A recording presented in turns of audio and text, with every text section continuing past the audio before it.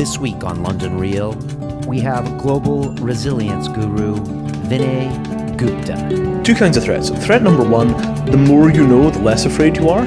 Threat kind two, the more you know, the more afraid you are.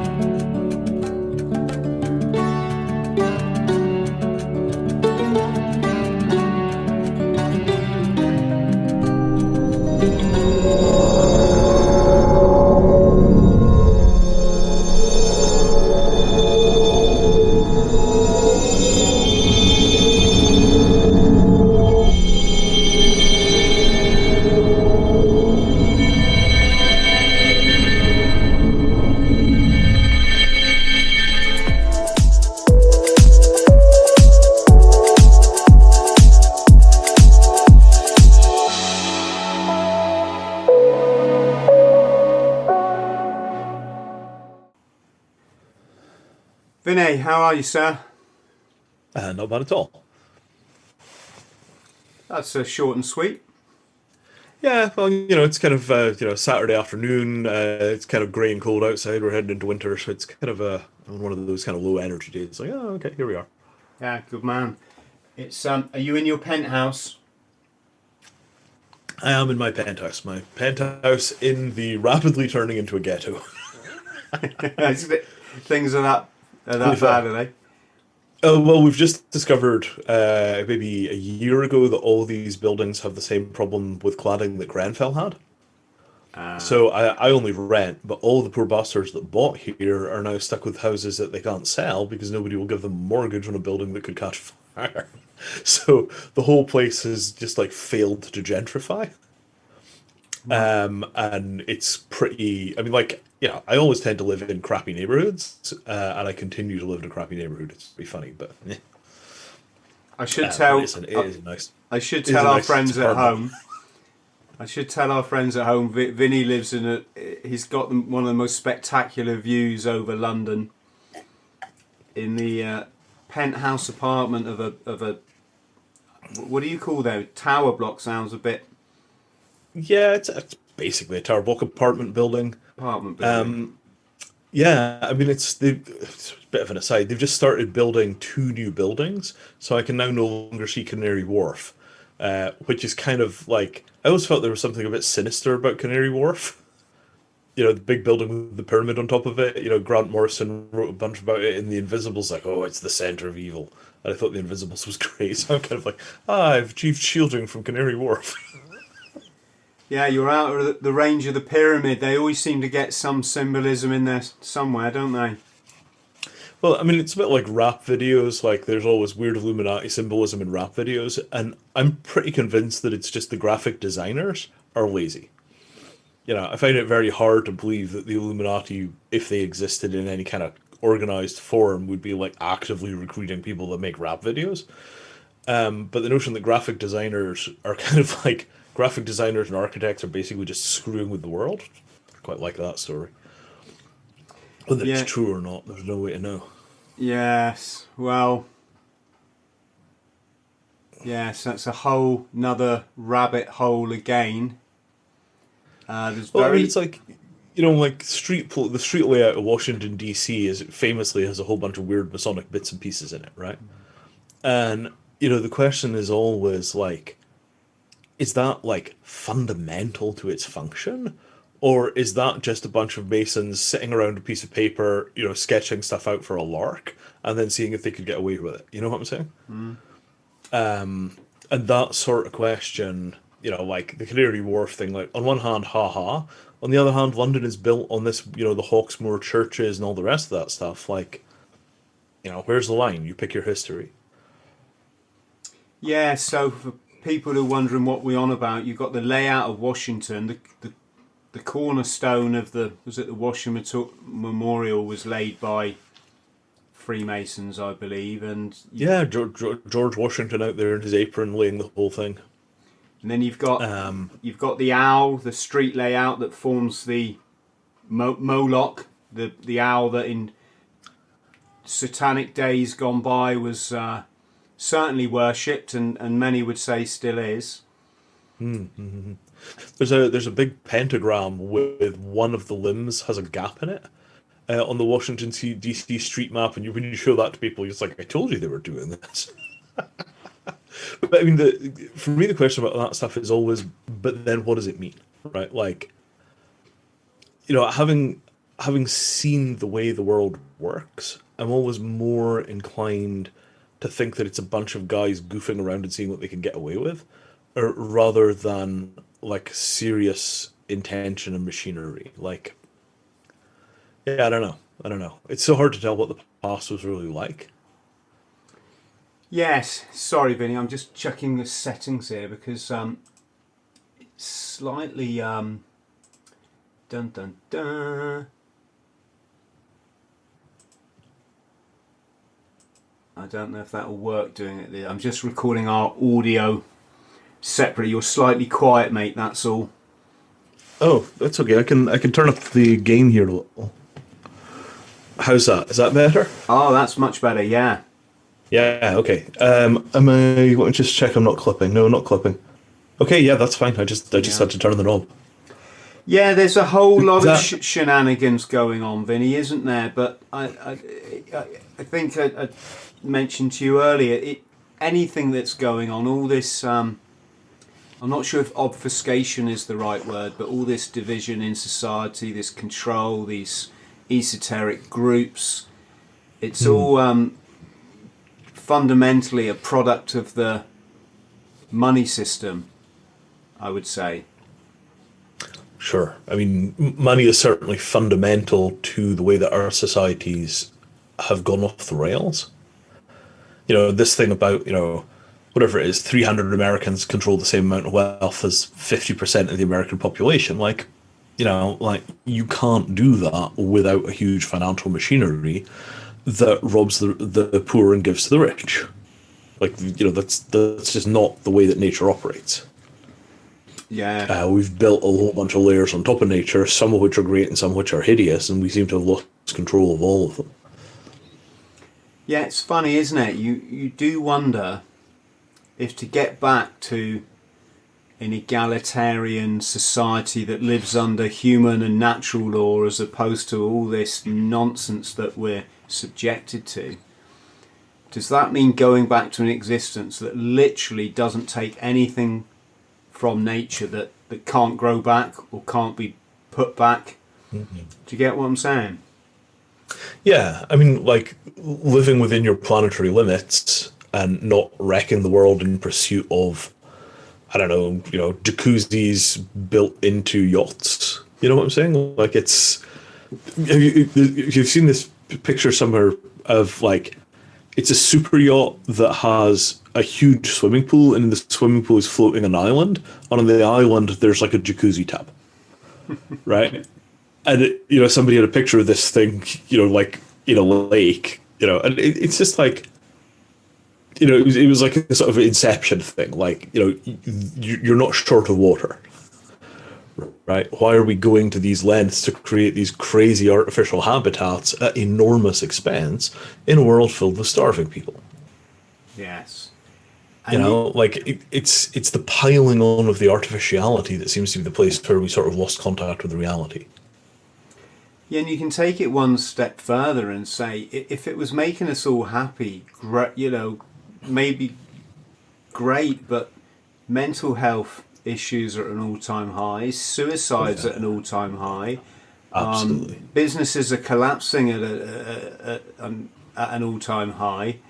We're getting further away from the science and more towards corporatocracy, if that's even a word, i.e. these corporations just make up the science these days and put it out through their mass media, and of course everybody who doesn't read books, that's their only source of information, which is a... Yes, absolutely. And I mean, you've seen this most recently on a grand scale with the question about what causes heart disease. Was it cholesterol? Was it sugar? Right? Was it stress, lifestyle problems? Like every 10 years or so, the narrative on what it is that produces heart disease changes. And that's not because we've got a fundamental grip on what's happening with heart disease. It's because we don't have a fundamental grip on what's happening with heart disease, and the doctors just have different fashions that go through. Do you know the Heliobacter story? Stomach ulcers. Yes, I do. Right? So, for folks that don't know, right, for years, decades, maybe centuries, we told people stomach ulcers are caused by stress and poor diet. And do you remember, was the guy, I want to say Australian, maybe? Can't remember. Anyway, a doctor somewhere, possibly Australia, comes along and is like, no, this is caused by an infection. It's caused by this specific thing we call Heliobacter. So he drinks a quart of the stuff. And it gives him a stomach ulcer, and then he treats it with antibiotics, and now we just prescribe antibiotics for stomach ulcers. Problem solved. And all of the doctors prior to that point had been talking absolute crap to their patients who were, agonized by this completely curable disorder, because it's not like we haven't had the antibiotics to treat Heliobacter infections for decades. And that is sort of like, my father was a research scientist, worked in medicine. And the problem is that the medical profession sounds exactly the same when they're completely certain and they're curing your disease, and when they're full of shit and they're doing nothing. And without a very rigorous approach to following up on the clinical trials and really nailing down the areas of uncertainty, you don't get to the bottom of any of these medical questions. It's a very, very, very difficult thing, because the social pressure on doctors is to have complete certainty, and the actual situation is that we don't understand the vast majority of what goes wrong with people. We don't know what schizophrenia is, we don't know what autism is, we don't really understand cancer, because, if you can't fix it, to what degree do you really understand it? I'm very sympathetic to fundamental questions about integrity in science. Same thing with global warming. There's a whole boatload of problems in the science around global warming. Some of it is that the climate data is softer than the people that want us to take action will say, and then the flip side of it is that the corporations are lying through their teeth so they can continue to pump oil into the world's atmosphere. And all of these things, like the massive politicization of science, it's just caused massive problems. Sorry, I'm kind of ranting here, but I mean, it's a really fundamental issue in our society. Yeah, I'll just jump in and say, if you live the way your ancestors did since we crawled out the swamp, obviously we've been on an evolution. So as what a Homo sapiens, they say 100,000 years, but I would say we've been in this form for probably a lot longer. Before that, some sort of primate form. Before that, another sort of... So going back millions upon millions of years. And it's so simple to me. Eat what we evolved to eat. You won't ever get sick. Right. Unless an elephant falls on your head, which you can't predict. So all these doctors, brainwashed by or indoctrinated into their university education, all the studies that they're spouting, which are sponsored by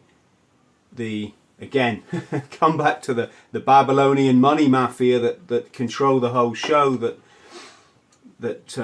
their corporate arm fund all these studies that then we base our medical knowledge on. And of course, not one of them has the gumption to turn around and go, no, actually, it's probably like really simple. If you think you can live on Coca-Cola and burgers, your environment is going to break down, and your cells are going to start breaking down, or they're going to mutate into something we call cancer. It's so simple. Another thing is tooth rot. Every dentist in this country will tell you it's about brushing your teeth, right? And plaque attacking you. If you get the pain in your teeth, they'll say, oh, it's put Sensodyne on it, right? Not one of them actually sits down and goes, do you know what? You've got blood running through every single tooth in your mouth. And if your body is acidic because you're eating the wrong food, and we know that meat will cause acidity in your body, and an overabundance of meat, I should say, out of proportion to what we would eat in the natural environment. An excess of carbs, again, out of proportion to what we would eat in the natural environment. causes this acidity in our tissue and obviously our blood, and you've got that running through your teeth 24/7. It's not hard to see why your teeth starts to burn holes in your teeth. And yet, how come I know this and I'm just a thicko ex-Marine, right? Okay, I read books, that's probably how I know it, but you know, it's like I say when I'm life coaching the young lads, Vinny, once you learn that everything you've ever been taught is a lie, you can rebuild. You can rebuild yourself, your psyche, your interactions with people in the environment and the universe. And like you said, how the hell did we get into this situation? Well, I mean, the answer is 1 year at a time. You know, like I sort of feel actually on the medical thing. Let me throw out one thing before we move off that. So a few years ago, I started eating powdered rice protein, right? And for about a year, I just could not get enough of powdered rice protein. And I finally realized I'm half Indian, right? My ancestors on my father's side had been eating rice with basically every meal for 5,000 years. You know, like, no wonder my body likes rice. You know, I mean, it was just like, you know, that kind of forehead slappingly obvious moment of like, oh, no wonder. And, you know, what you're talking about with ancestral diet is exactly that. You know, we were pre-agricultural for 100,000 years, 250,000 years, 2 million years on very much this physical frame. And it's not surprising that we're still adapting to agriculture. We're still adapting to milk. You know, my body won't handle milk properly. It does not work at all for me. Like, you know, it's not like there's no radicalism to say, look, you know, the same way that a lot of people are intolerant to dairy, a lot of people are intolerant to a lot of the other products of agriculture. And you've got to figure out for your body what it is that you're sensitive to and what it isn't. I mean, it seems like common sense, but it's not like we don't expect doctors to say, had you considered you're eating the wrong things? Yeah, it's craziness. So this sort of notion of like 1 year at a time, you know, if everything is getting a little pushed out of alignment, and every year it gets a little worse because we just don't have the social machinery to read through it. Problems pile on top of problems, pile on top of problems, pile on top of problems, and here we are at the tail end of 8,000 years of accelerating civilization with those root problems massively amplified by this 1 year at a time build-up. You know, any system that isn't working essentially perfectly after 8,000 years, any flaw is going to be writ across the skies. And I think that's where we are. You know, we're very much reaping the whirlwind for a bunch of cultural problems we don't seem to be able to fix. And none of us are making, you know, are profiting from it. We're all being destroyed by it. But as I keep saying, you know, there's a certain group in society gone back 8,000 years, and so over the years, I've met a few people that are actually billionaires, like honest to God, billionaires. Just, you know, I met them at conferences. You know, you talk to them for 20 minutes in a corridor. Yeah, a lot of them showed up in the blockchain space. Some very rich people moved into that. They're all fucking miserable, right? Like, what's become clear to me is that even the people that we think of as being at the top of society still feel totally screwed over by everything in the world, right? Like, you know, I mean, I'm very much a believer that we've created a game in which everybody is simultaneously losing. Even the people that we think are winning are losing. Like Hollywood, right? You know, how often do you see happy and content old actors come out of Hollywood? Right? Do you ever get to a point where people look like they've won the game? Like Sean Connery, right? Sean Connery, you know, lived the life of Riley, made a bunch of great films, made a bunch of crappy films, was voted sexiest man alive well into his 70s. And with all of that said and done, drinks like a fish allegedly, and, you know, definitely does not give the appearance of a man who feels he had a life well lived. So you take the people even at the winner level, Like, nobody's going to say that Sean Connery did not win at life, but he still seems to be fundamentally oppressed. Maybe by his own mind, maybe by his culture, maybe by his childhood, whatever it is, he doesn't give the appearance of somebody that was liberated from the world by virtue of winning the game. So if the game's prize is not liberation, what exactly is it that people are playing for? Yeah. You know? Controlled by their egos, Vinny, you know, that, well, Eastern philosophy, I don't need to preach to you. It's about, you've got your animal self, which is down there. That's your bad decision making that ain't going to make you happy. That's your Rolls Royces. Oh no, that's Christianity sleeping in right there, man. We have nothing against the animal self at all in the Asian tradition. We don't even have a notion of bad, right? In the Asian tradition, you know, the stupid is largely located in the culture.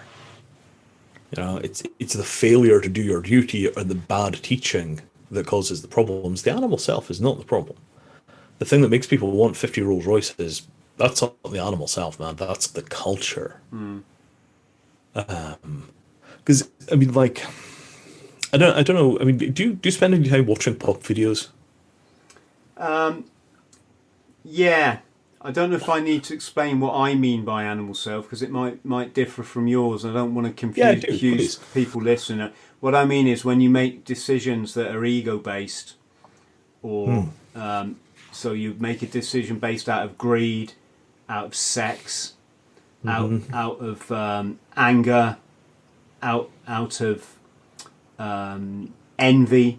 All these things, and I don't even know where I picked up this expression, but the way I think of it is if you make all these lower base decisions and you let them control your life, you'll get to a point where you just won't even know why you're so unhappy. But if you live in your upper self, that's your love, your empathy, your gratitude for this amazing thing called life on this beautiful planet called Earth, spinning around in this incredible universe, then you can literally wake up with nothing. You can be in a cardboard box and say, I'm the happiest man alive.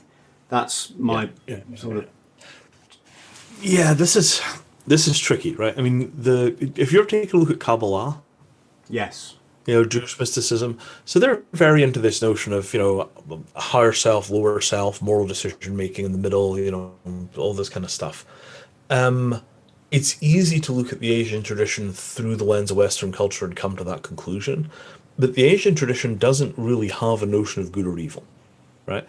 They've got a notion of wise and stupid, and it's important to distinguish between stupid and evil. So, like, anger for the most part is stupid, but there are times when anger is wise, right?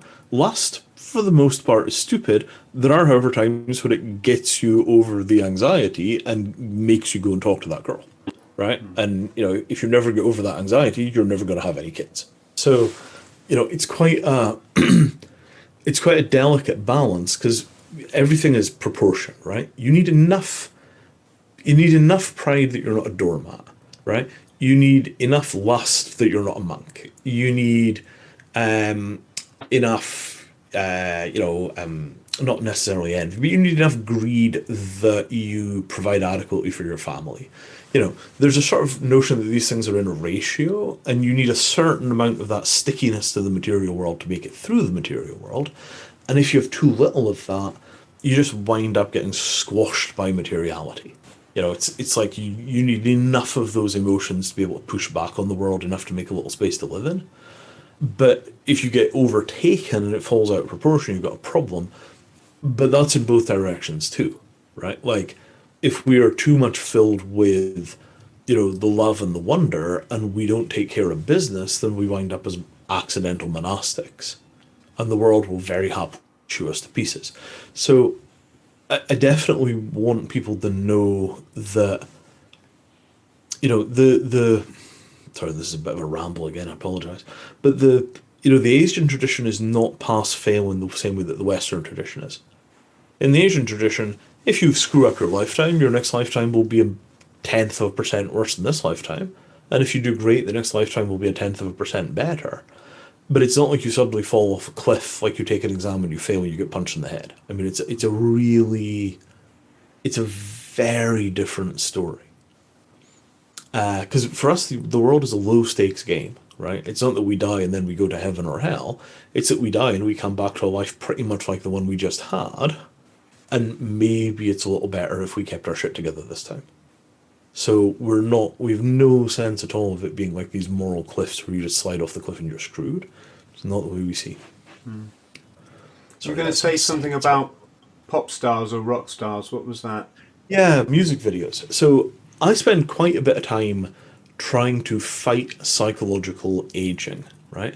I'm pushing 50 now, and it's very easy to just lose contact with the culture of the people under 30 completely, to the point where you're sitting there listening to great music from the 1970s and you have no idea what's happening in the real world.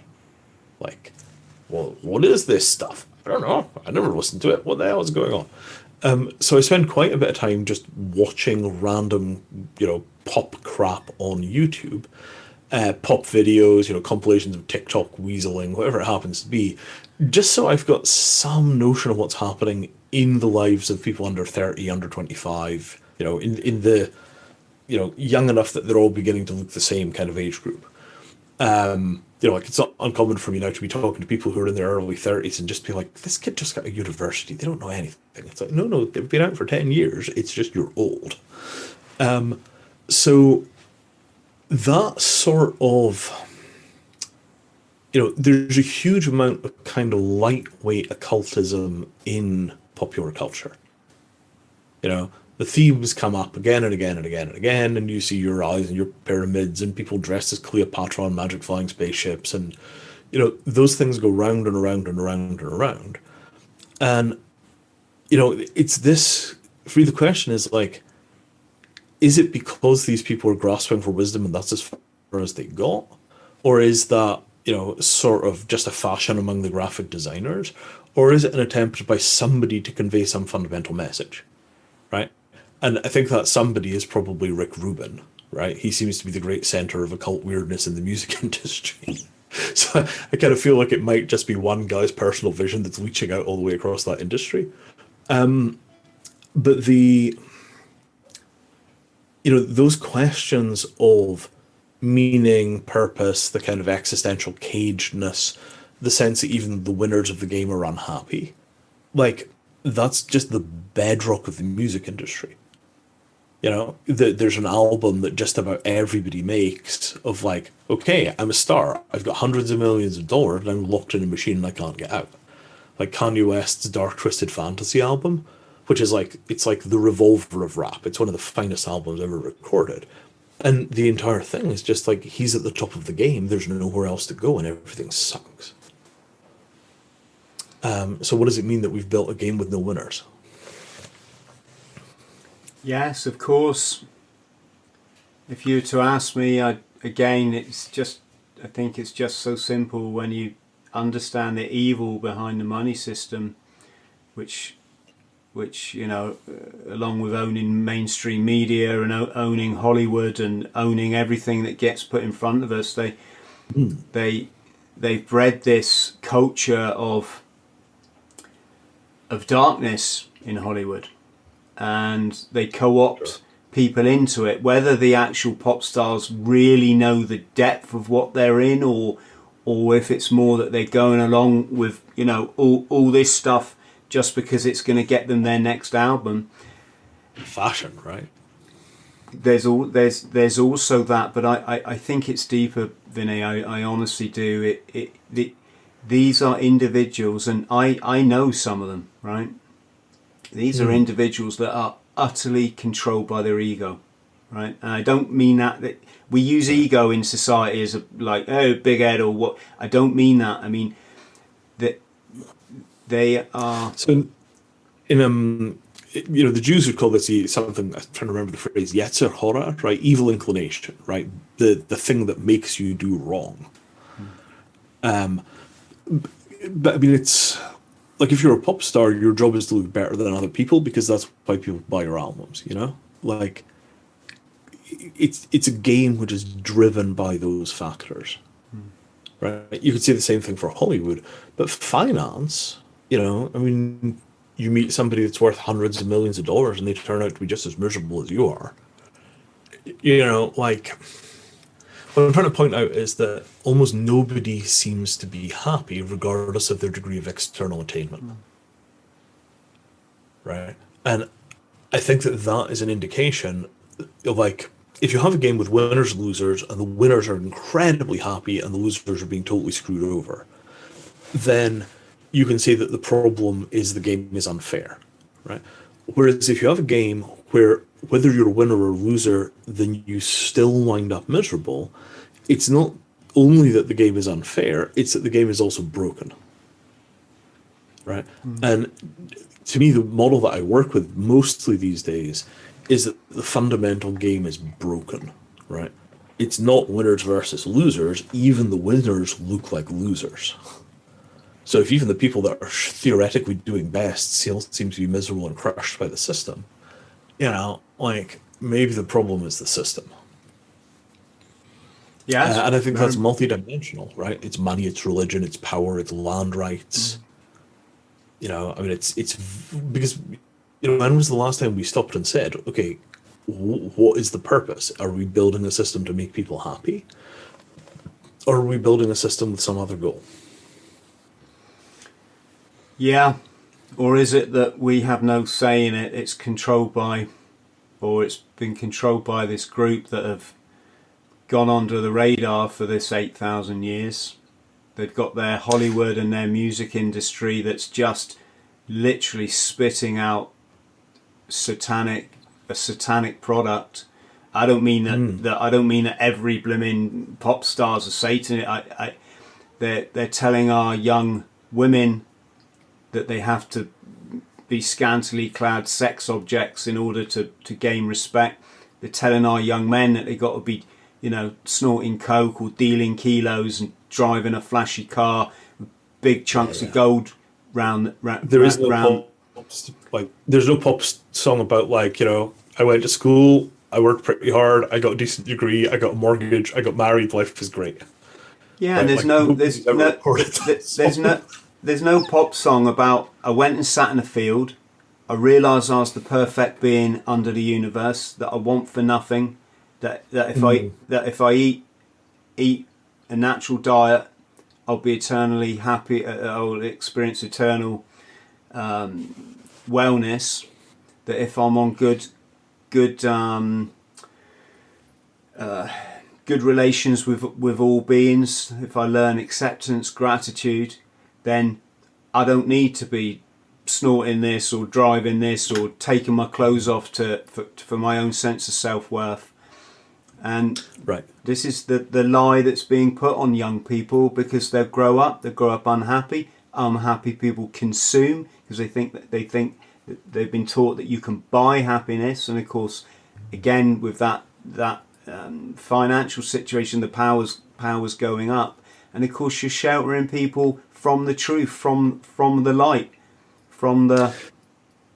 So, I mean, there have been civilizations which worked very differently to this one, right? So if you think of, like, you know, there were 1,000-year Buddhist cultures, right, which had enormous emphasis on meditation, on vegetarian diet, on kindness. You know, Thailand ran that way, North India. You know, the sort of general term for these is the Mahayana empires. And the Mahayana empires were enormous, right? I mean, eventually they largely got crushed by Islam, but there was a very, very long period. Like, there's an area called the Indus Valley Civilization, which lasts a good length of time.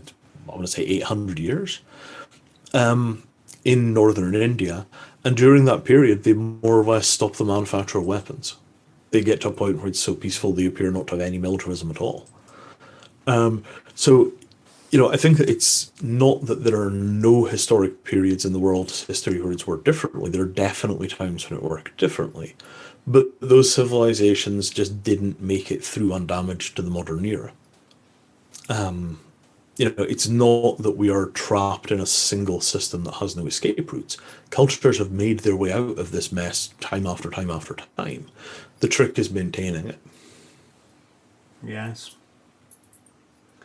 And what we're talking about here is essentially religion, right? I mean, you know, what you're talking about is, do people know the path to happiness? And then if they do, are they free to walk it?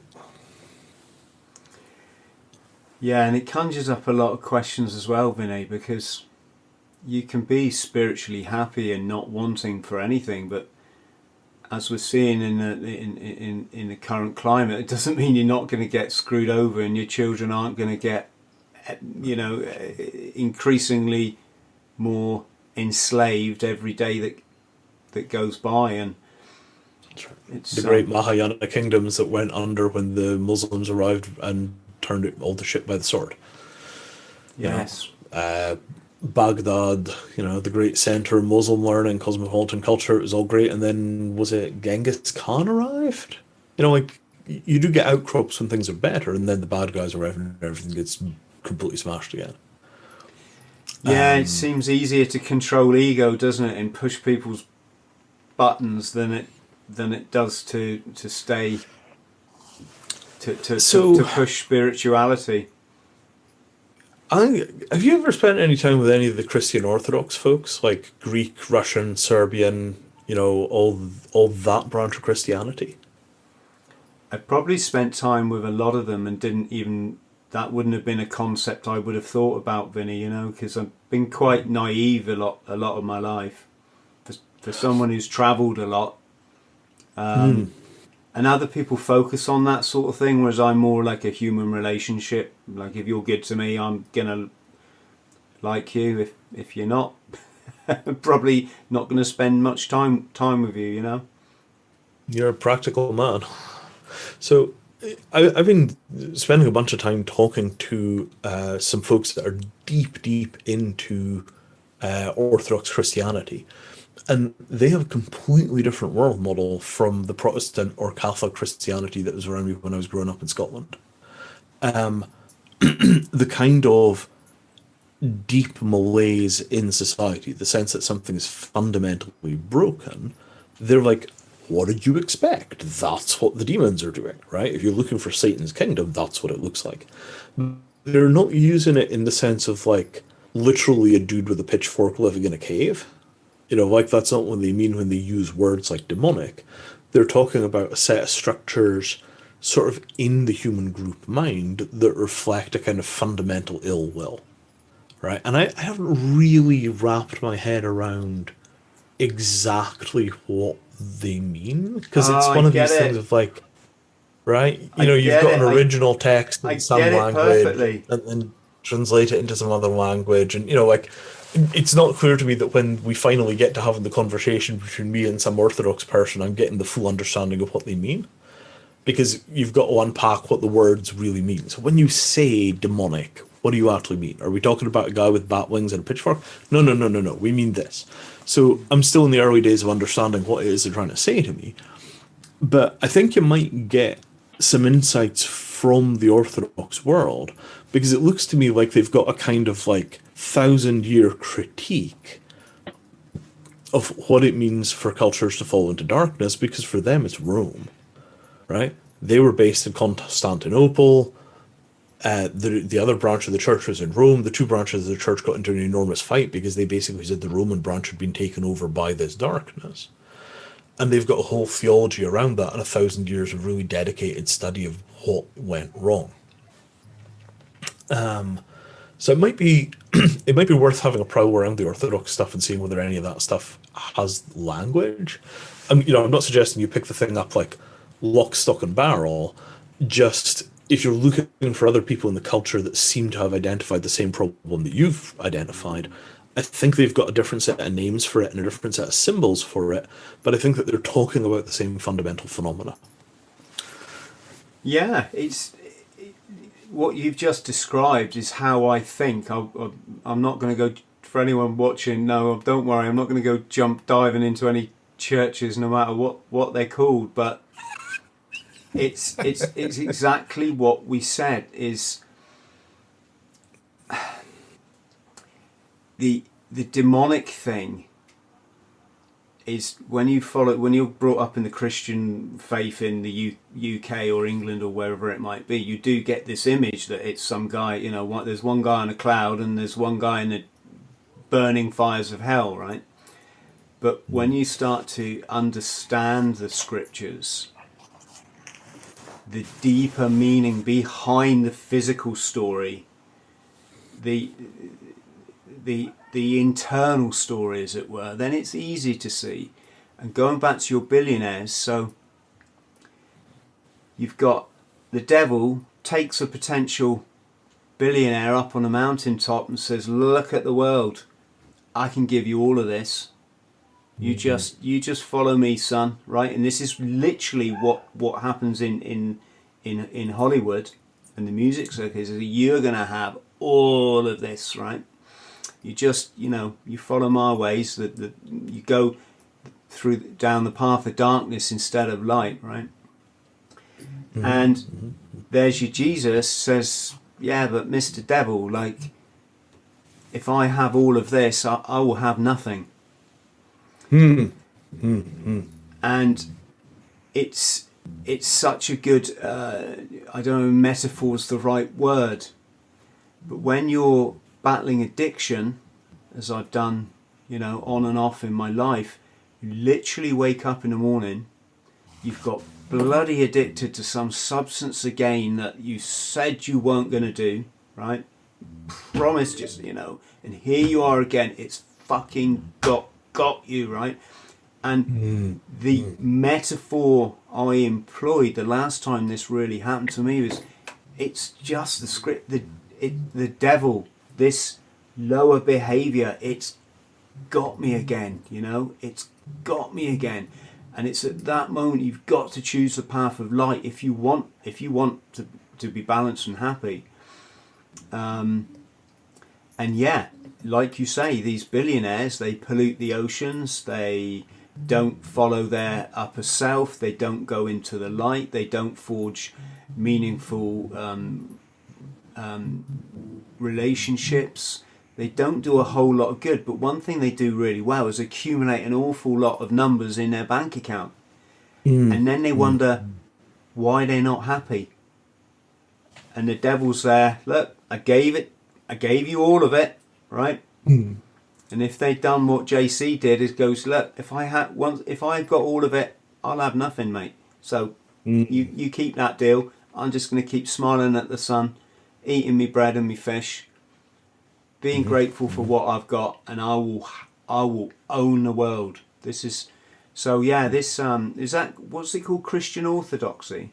Christian Orthodox. So Greek, Russian. It's a branch of Christianity that went out of Constantinople, rather than out of Rome. Yeah, makes perfect sense.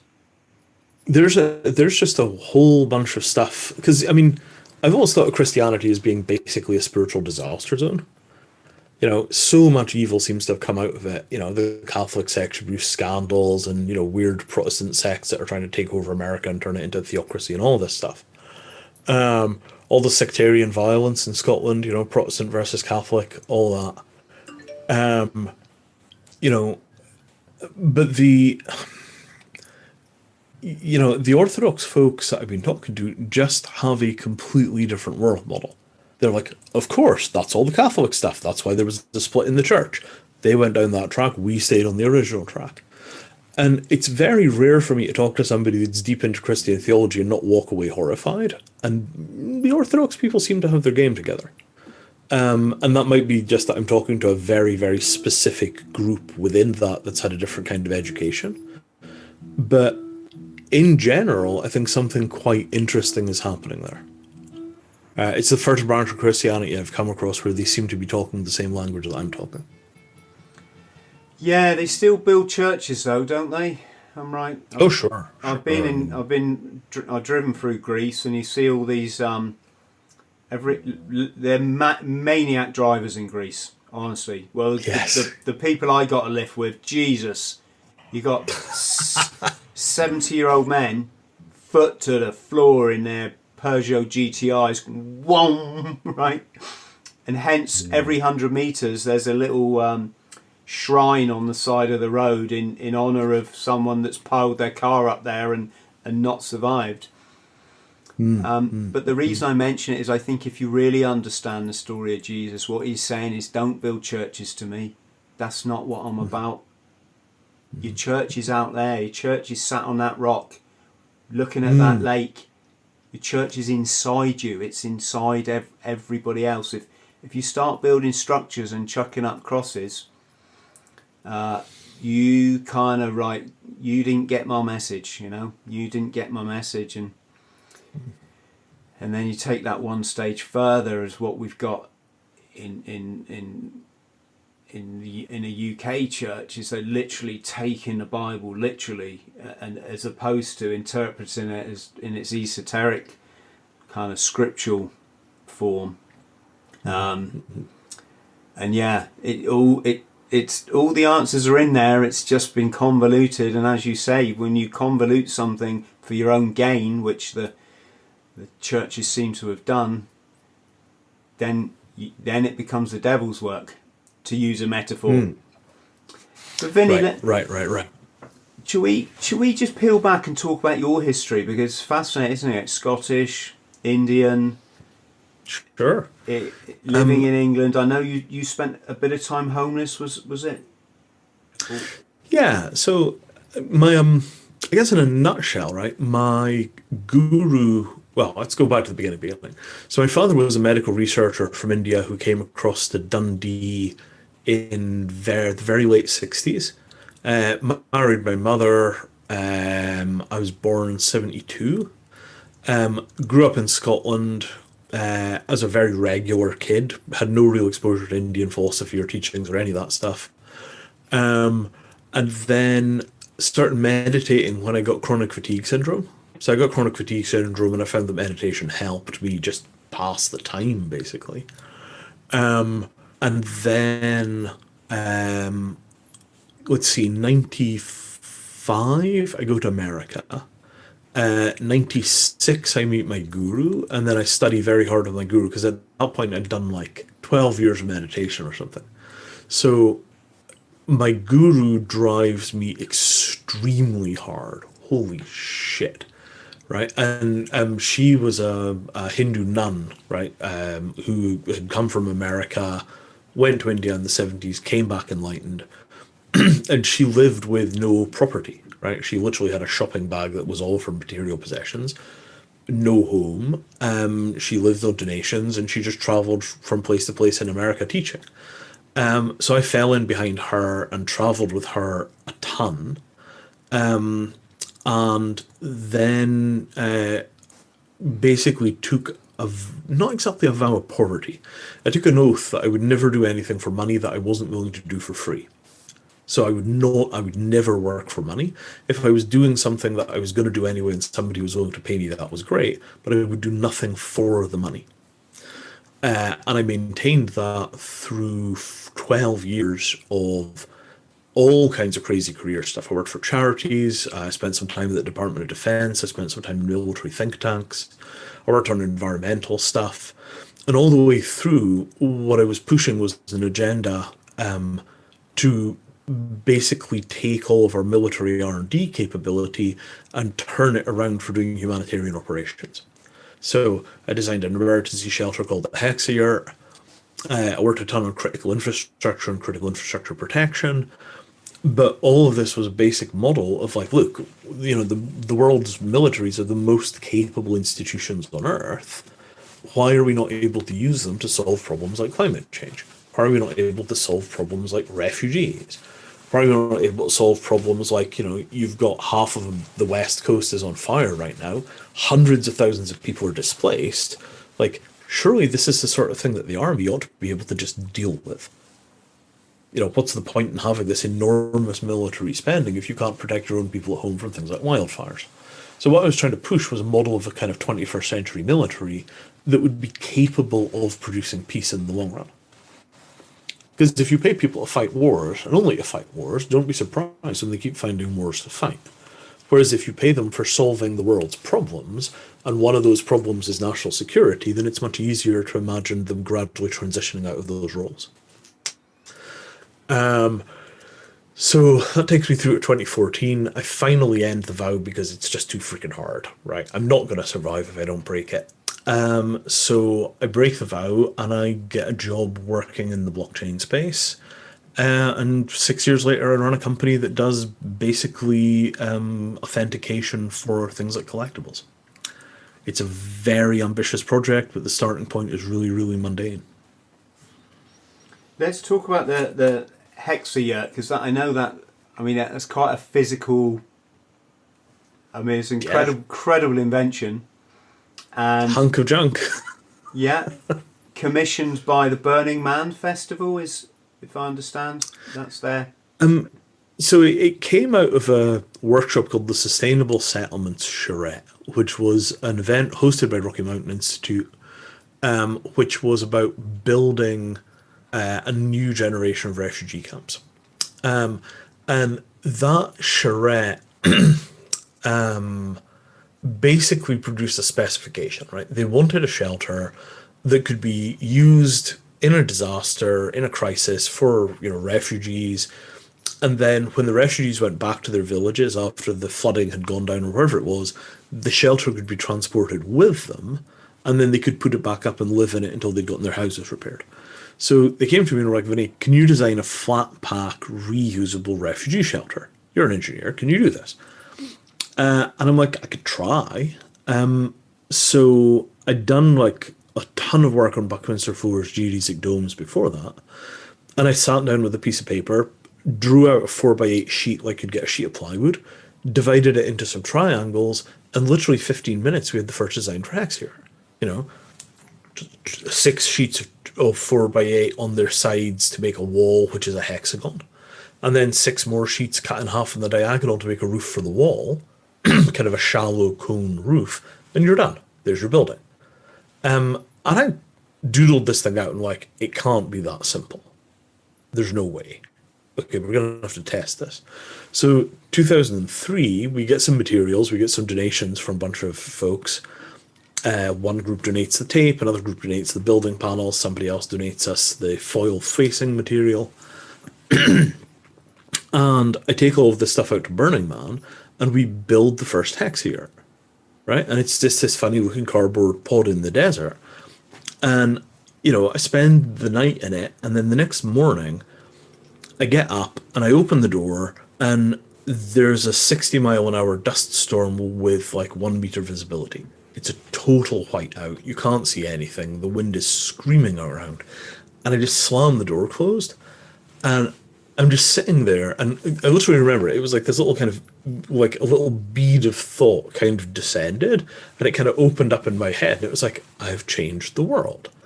And what I realized was that the building had an inside and an outside.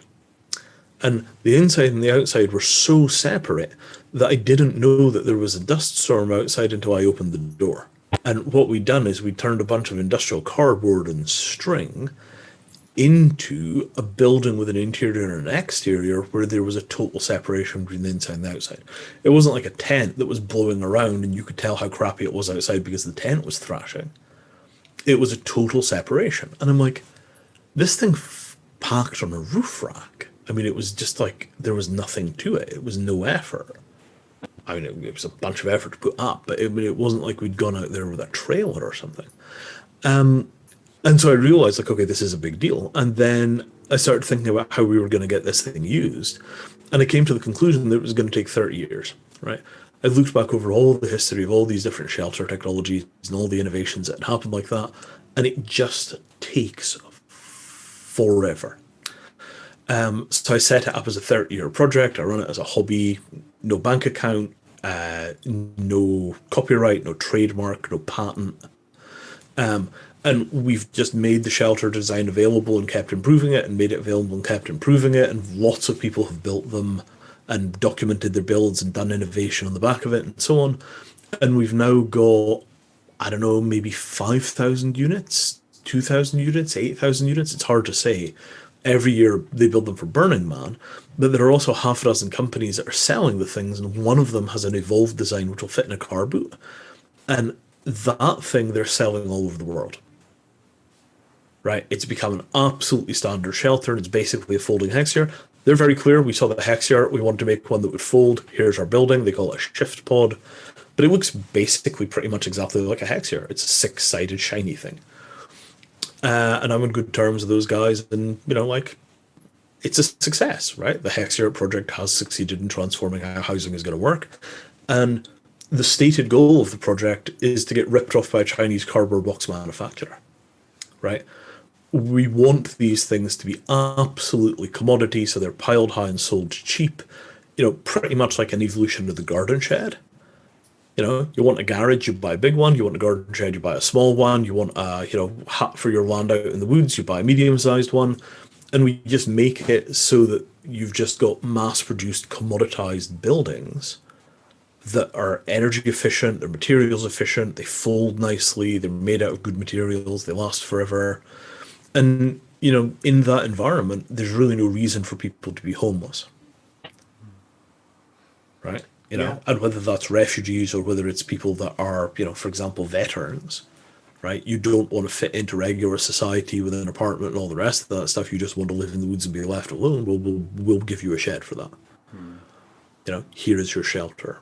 And I think in the long run, that sort of technological change leads to the possibility of shelter as a human right. Right? If you don't have an incredibly cheap way of doing mass production of shelter as a human right is very difficult, because that human right is going to cost $100,000 per person to fulfill. If you've got shelter as a human right and it costs you $500,000.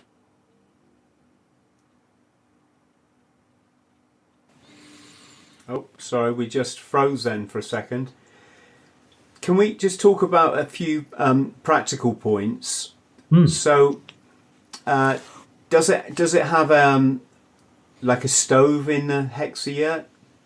So you can put stoves into them, but mostly people are building them in places where it's really hot, so nobody's really done much work on it, because mostly they're being used for the deserts.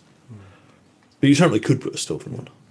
And the silver shiny foil side is that reversible or?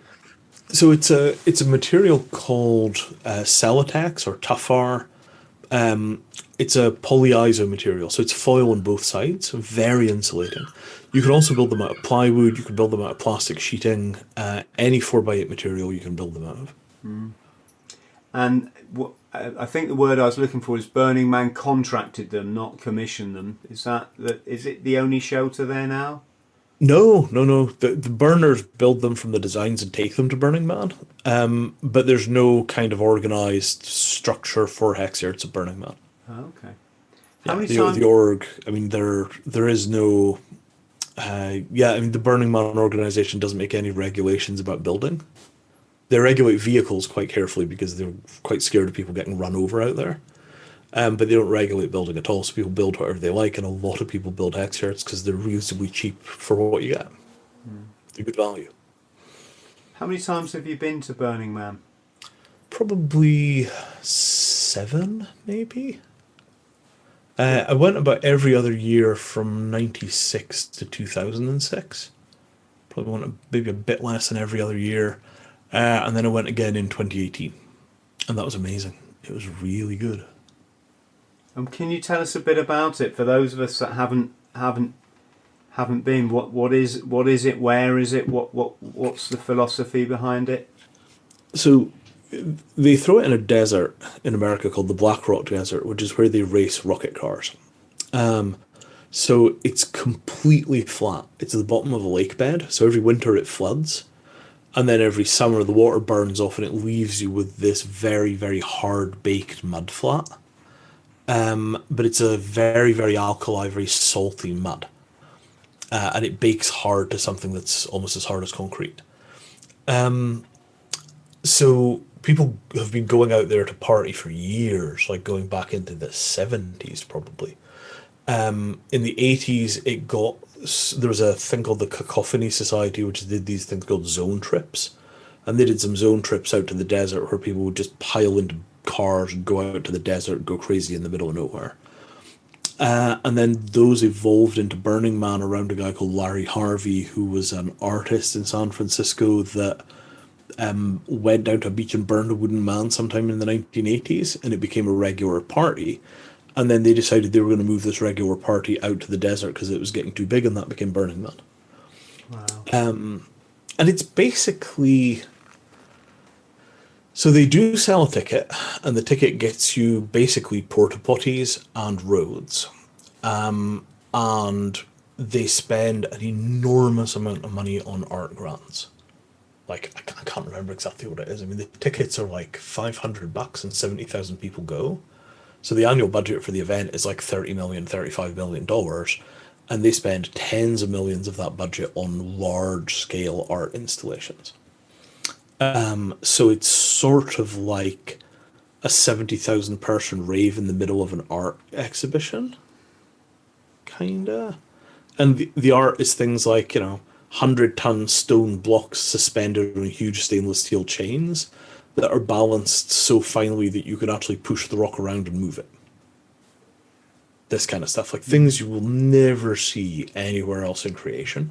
And some of the art the organization pays for out the tickets, and some of the art people bring out of their own back. And the whole thing is just like moving into a different reality for a week. And then people come home. And then next year they do it again, and then they come home. And so over that sort of 30-year period, it's developed an incredibly strong culture. And that culture has begun to fan out quite deeply into the rest of Western culture. The imagery has begun to show up in things like advertising. Celebrities go to Burning Man and do all their tweeting and so on from the desert and all the rest of that. So it's actually become quite a powerful cultural force without ever taking any kind of cultural position. Gosh. Is it invite only, or can anybody go? Anybody can go, right? The tickets go on public sale, and it's first come, first served to get a ticket. Some of the tickets already go to the established camp so they can get their personnel in to build things. But no, it's anybody can go. It's a bugger to get to. Every time Burning Man is a bugger to get to. Things always get complicated. Things always go wrong. The van breaks down. The hippies don't turn up. Like, you really struggle to get there. And then once you're there, it's like, whoa, we're on the other side now, man. What is this? It's pretty good. Some people get choppered in, don't they, if they've got enough money? So they have an airport, right? Because you can just land planes on the desert, right? It's a hard, flat surface. So they have an actual airport with a little air traffic control tower that they build, and radio and all the correct regulatory stuff and so on. And lots of people fly in on light planes. I don't think jets come in. I don't think private jets can go there because I think the sand probably screws up the engines or something. Or maybe they just don't let them. Maybe it's their own kind of license. I don't know. But you see lots of little Cessnas and stuff like that come in. Helicopters, I've never seen one, but I'm sure they do. I'm sure that you could. So people do it. I mean, quite a few people will parachute in. I mean, I say quite a few, like 100 or 200. So they'll just fly a plane over Burning Man and then they'll jump out. And that's pretty cool. That's a big fan of that. It's good. I mean, people get very culty and very religious about Burning Man. Oh, if only everyone could go, Western civilization would fix itself. I don't believe that at all. But I think we'd be in a far worse world if it wasn't there. It attracts a lot of Silicon Valley types, does it not? So the thing about Burning Man is it's expensive, right? The ticket's like $500. There is a huge amount of battle rattle that you need to be able to survive in that desert for a week. You have to bring all your own water, you have to bring all your own food, you have to bring all your own shelter, 60-mile-an-hour wind dust storms, 110 Fahrenheit daytime temperatures, and at the nighttime it drops to like 60 or 50.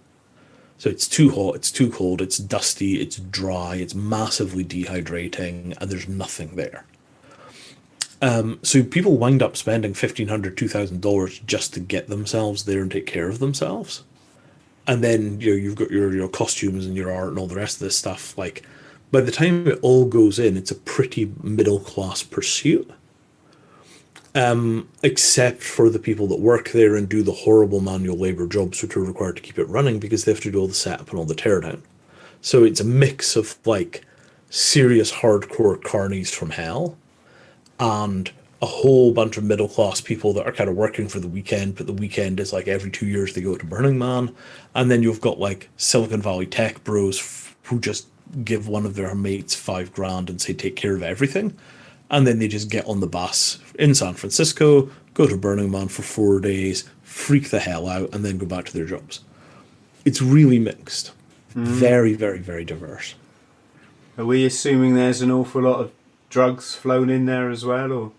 I think it's not so much that there are a lot of drugs at Burning Man, it's more that there are infinite drugs at Burning Man.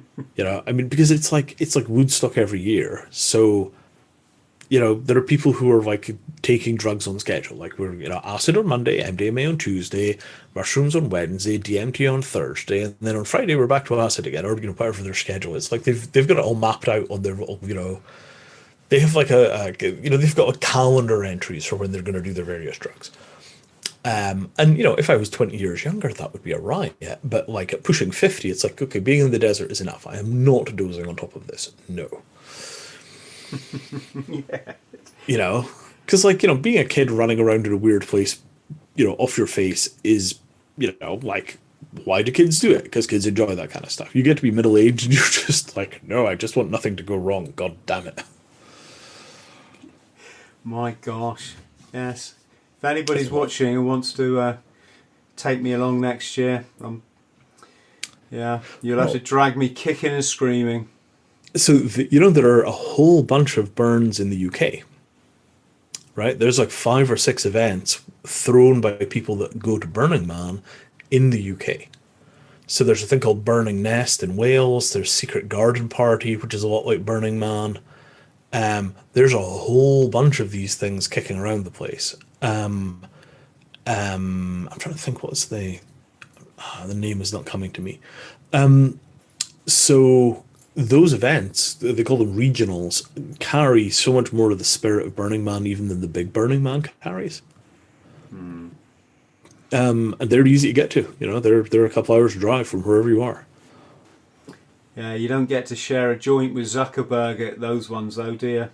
Well, you know, there was 1 year, this must have been in the late 90s, where Sting kept dropping in on our camp.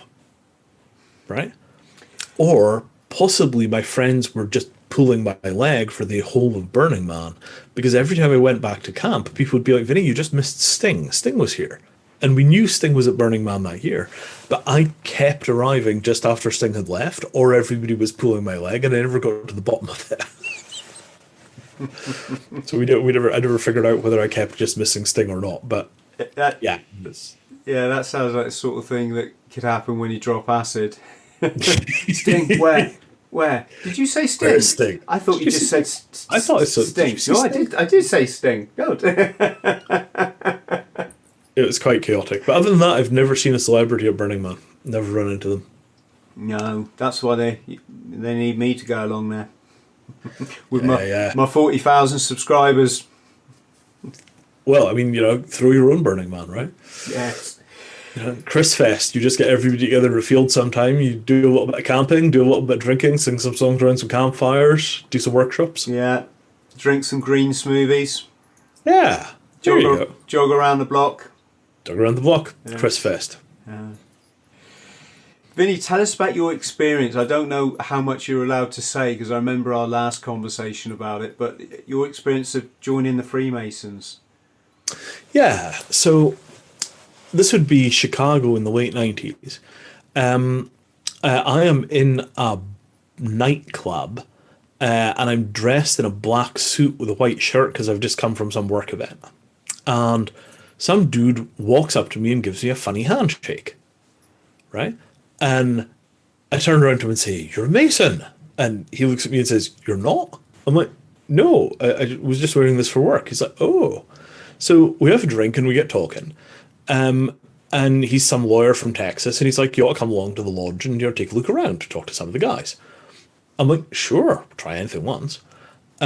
So I go along to the lodge. And it's in some massively cool building in Chicago. It's this, you know, what is it, Chicago Masonic Temple, something like that, Masonic Cathedral.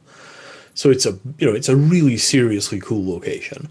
And I walk in, and the place looks like the United Nations. The master of the lodge is a Peruvian. There are a bunch of black guys. There are a bunch of Jews. There are a bunch of like Filipinos. And I'm just looking around like, wait, what? You know, and like, you know, there are carpenters, there are truck drivers, there are cops. It's a really, really ordinary bunch of dudes. I'm like, oh, I wasn't expecting this at all. Like, what?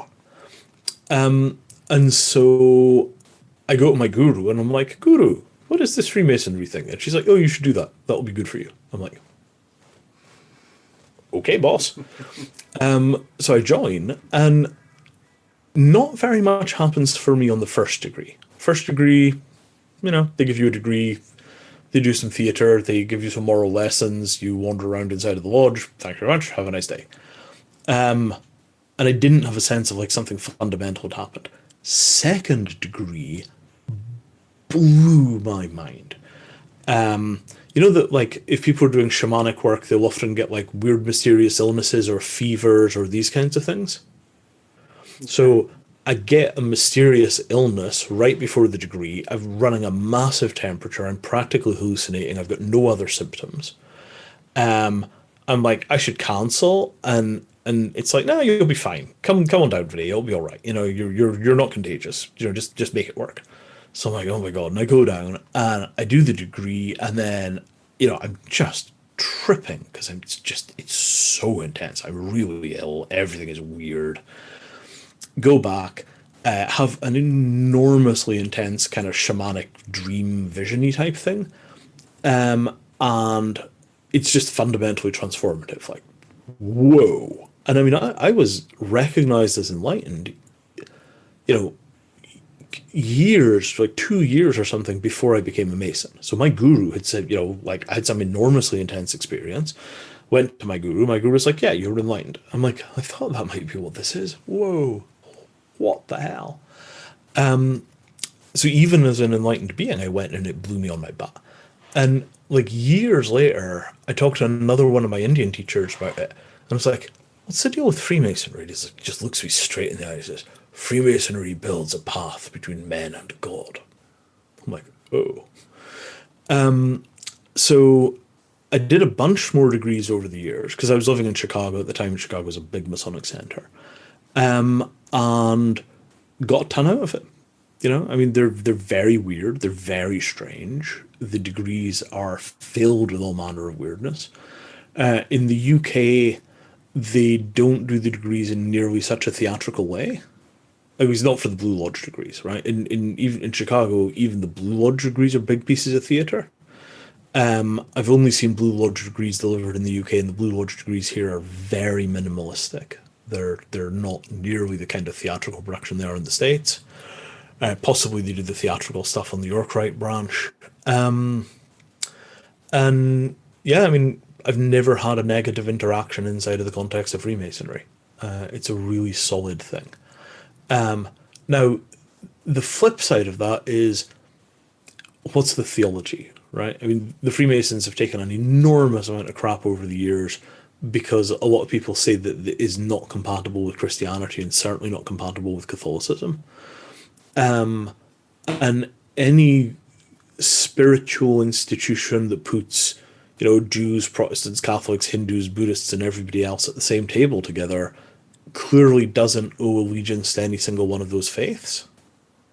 So what you're looking at is a structure that places itself outside of the tenets of religion, right? Because anything that says you're a Protestant, you're a Sufi, you're a Jew, and you're a Buddhist, and you're all equal here, and none of your traditions has precedence over any one of the others, anything that says that is making a clear statement that there is something which is more important and realer than religion. And you can imagine how, over the years, religious people have had a very hard time with that notion. Because if the Masons say here everybody is equal, and out there it turns out that the Protestants are more equal than the Catholics, then you're standing against the fundamental prejudice of society. And that is quite a radical position to be taking. It's upset a lot of religious people over the years. Gosh. What's the thing with the Baphomet then? If he seems to feature, he or she, because he's got a goat with breasts, not sure. What? So I have never seen any trace of actually occult anything in Freemasonry. right? I mean, there are occult orders which you have to be a Mason to go on and join. Most famously, the Golden Dawn, I think, was almost entirely Masons. At least the men were Masons, and the women were mostly Irish revolutionaries. But, like, I mean, I'm trying to think of the Scottish Rite system in the States. The Scottish Rite Freemasons that's the group that goes up to 33 degrees, right? That group. There's 1.5 million 32nd degree Masons in America. Something like that. Maybe it's 1 million, right? There's just no place to hide something like Baphomet in an organization of 1 million or 1.5 million people, right? If you did the 32nd degree and they, pulled the silk cover off the big statue at the end, and it's some goat-looking dude with one tit hanging out, like, you'd have heard about it by now. So I don't think it's that stuff isn't there, but I think it's probably inside of sort of peripheral sects that formed inside of Masonry. Like Christianity has its heresies. I suspect that stuff is probably like heretical branches of Freemasonry. And I certainly have not been around the block to the degree that a lot of people have, right? I mean, Masonry was a thing that I did here and there in my life and got a lot out of. But, I never saw the footprint of the occult. The people didn't seem to be tuned into those frequencies. The rituals didn't seem to contain any of that knowledge. I've spent plenty of time on occult stuff over the years, and Freemasonry never seemed to be in the same ballpark as it. It just never seemed to be the same department. Yeah, I'm wondering, because I would say, obviously, if you're going to get guys who come out the office on a Friday, put their, probably already in their suit, but they go off to the lodge and do their initiation ritual for the new guys or the degrees for these guys, it's obviously not going to be any form of devil worshipping, because they go home and go, Marge, a funny thing happened at the lodge tonight. Yeah, you see what I'm saying? This guy got a bucket of chicken's blood and we had to start bowing down to Lucifer. I don't think anyone thinks for 1 minute. Well, I think possibly some people do. Oh, I'm sure there are, because in the States, they even had an anti-Mason party, right? There was a huge political movement against Masons. Well, if you read Mein Kampf, Hitler's memoir, or alleged memoir, we obviously never going to know for certain if he wrote it, but he banned Masonry, didn't he? In oh yeah, they threw him in the camps right along with the Jews and the homosexuals. Well, he in the Mein Kampf, he said it was he believed it was the Jews controlled let's just call it the business landscape through Masonry. Yep. And the people, in fact, no, I'm putting the cart before the horse. He controlled the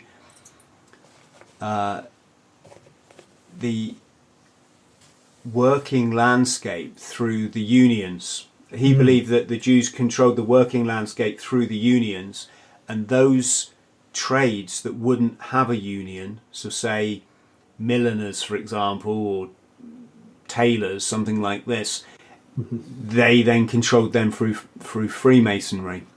I don't know how, don't know how much you can put into that, but so in London, the things that control the trades would have been the guilds. What do they call them in London? The livery societies. Right, so you've got the candlestick makers and the milliners and the drapers and all the rest of that stuff.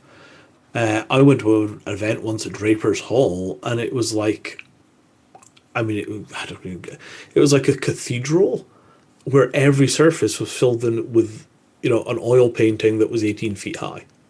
Right, and every surface was either marble or gold-coated marble. It was the most astonishingly expensive-looking building that you could possibly imagine. And it's like 1/4 mile from Bank Station. So it could be that Freemasonry never got that much of a hold on the real world here because the livery societies had already filled that niche. Which is not to say that London isn't the centre of Freemasonry. I mean, allegedly, it's where the whole thing got started. But, there's a sort of... So, I mean, how much do you know about the sort of concept of Masonic secrecy? It's probably a good thing to talk about. Well, I suppose the starting block would be you're sworn to it when you do your initiation. You're sworn on punishment of death, aren't you, to keep the secrets of Masonry? Yeah, although the one time that somebody got killed for that in America, that was where the anti-Mason party got started. It's like, they might swear that stuff, but I'm not sure they've ever actually done it, because the one time that they did, there was an enormous blowout. This is like the 1880s. Some guy was going to expose the secrets of Freemasonry and then went missing, and it started an enormous global backlash against Masonry. So, it's not... Yeah, it's there on paper, right? But the Masonic secrecy, as people go up the degrees, the range of things that they're meant to keep secret increases, right? So I think that what's very plausible in terms of the kind of weird satanic stuff and so on is that if you have people who've already got a large volume of material that they've sworn to keep secret, if you were some kind of, heretical Satanist weirdo and you wanted to build the society of heretical Satanist weirdos, picking people that you already know can keep a secret because they've been Masons for 20 years and they haven't gotten kicked out for blabbing, suddenly that a lot of the necessary sort of proofs of willingness to keep your mouth shut have already been generated by the Masonic stuff. Right? Yeah. And the Masons famously have very, very good memories because they spend a lot of time memorizing texts because they want to be able to do recitation from memory rather than reading from a book.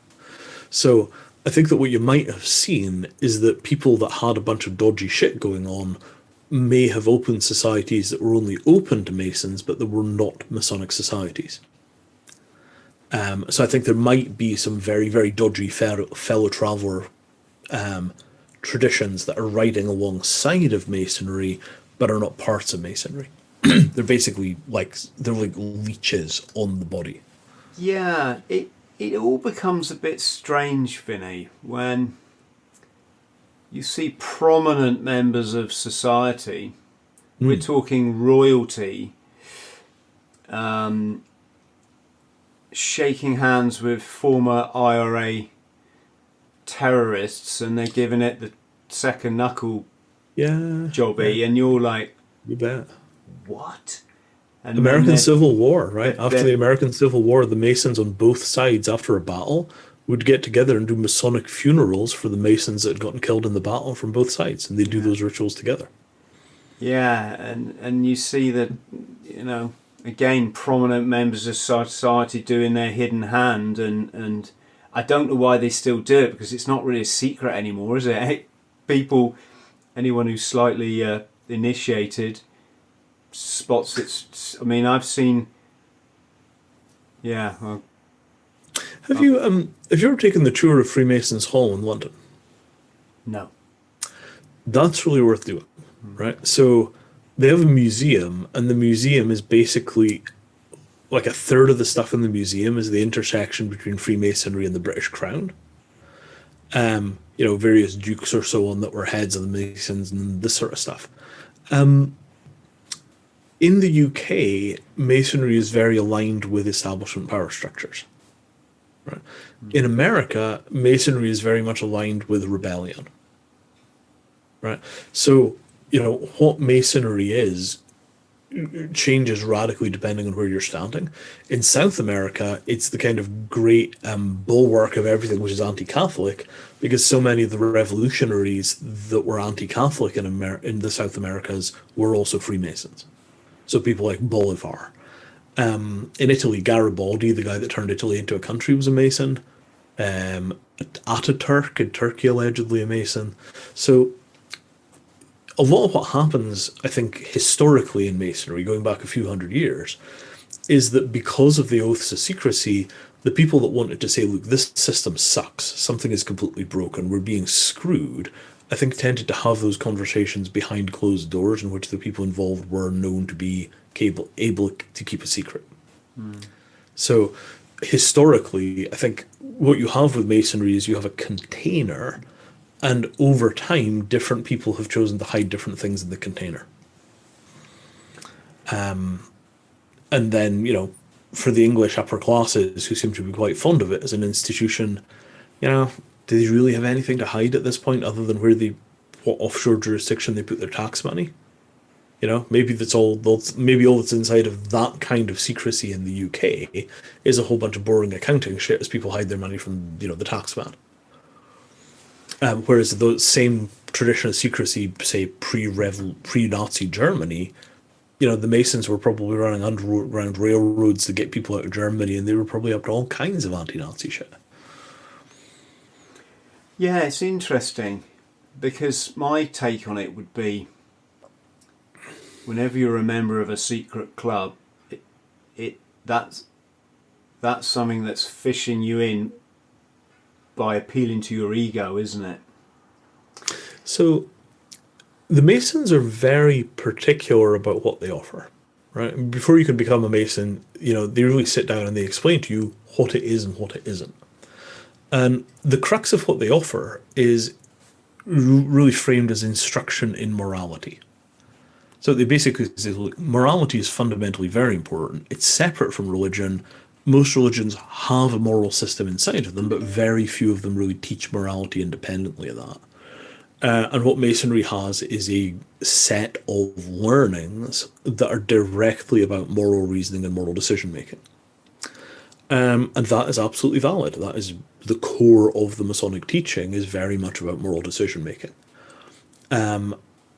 Now, whether or not there's a sense, this is a widely discussed topic inside of Freemasonry.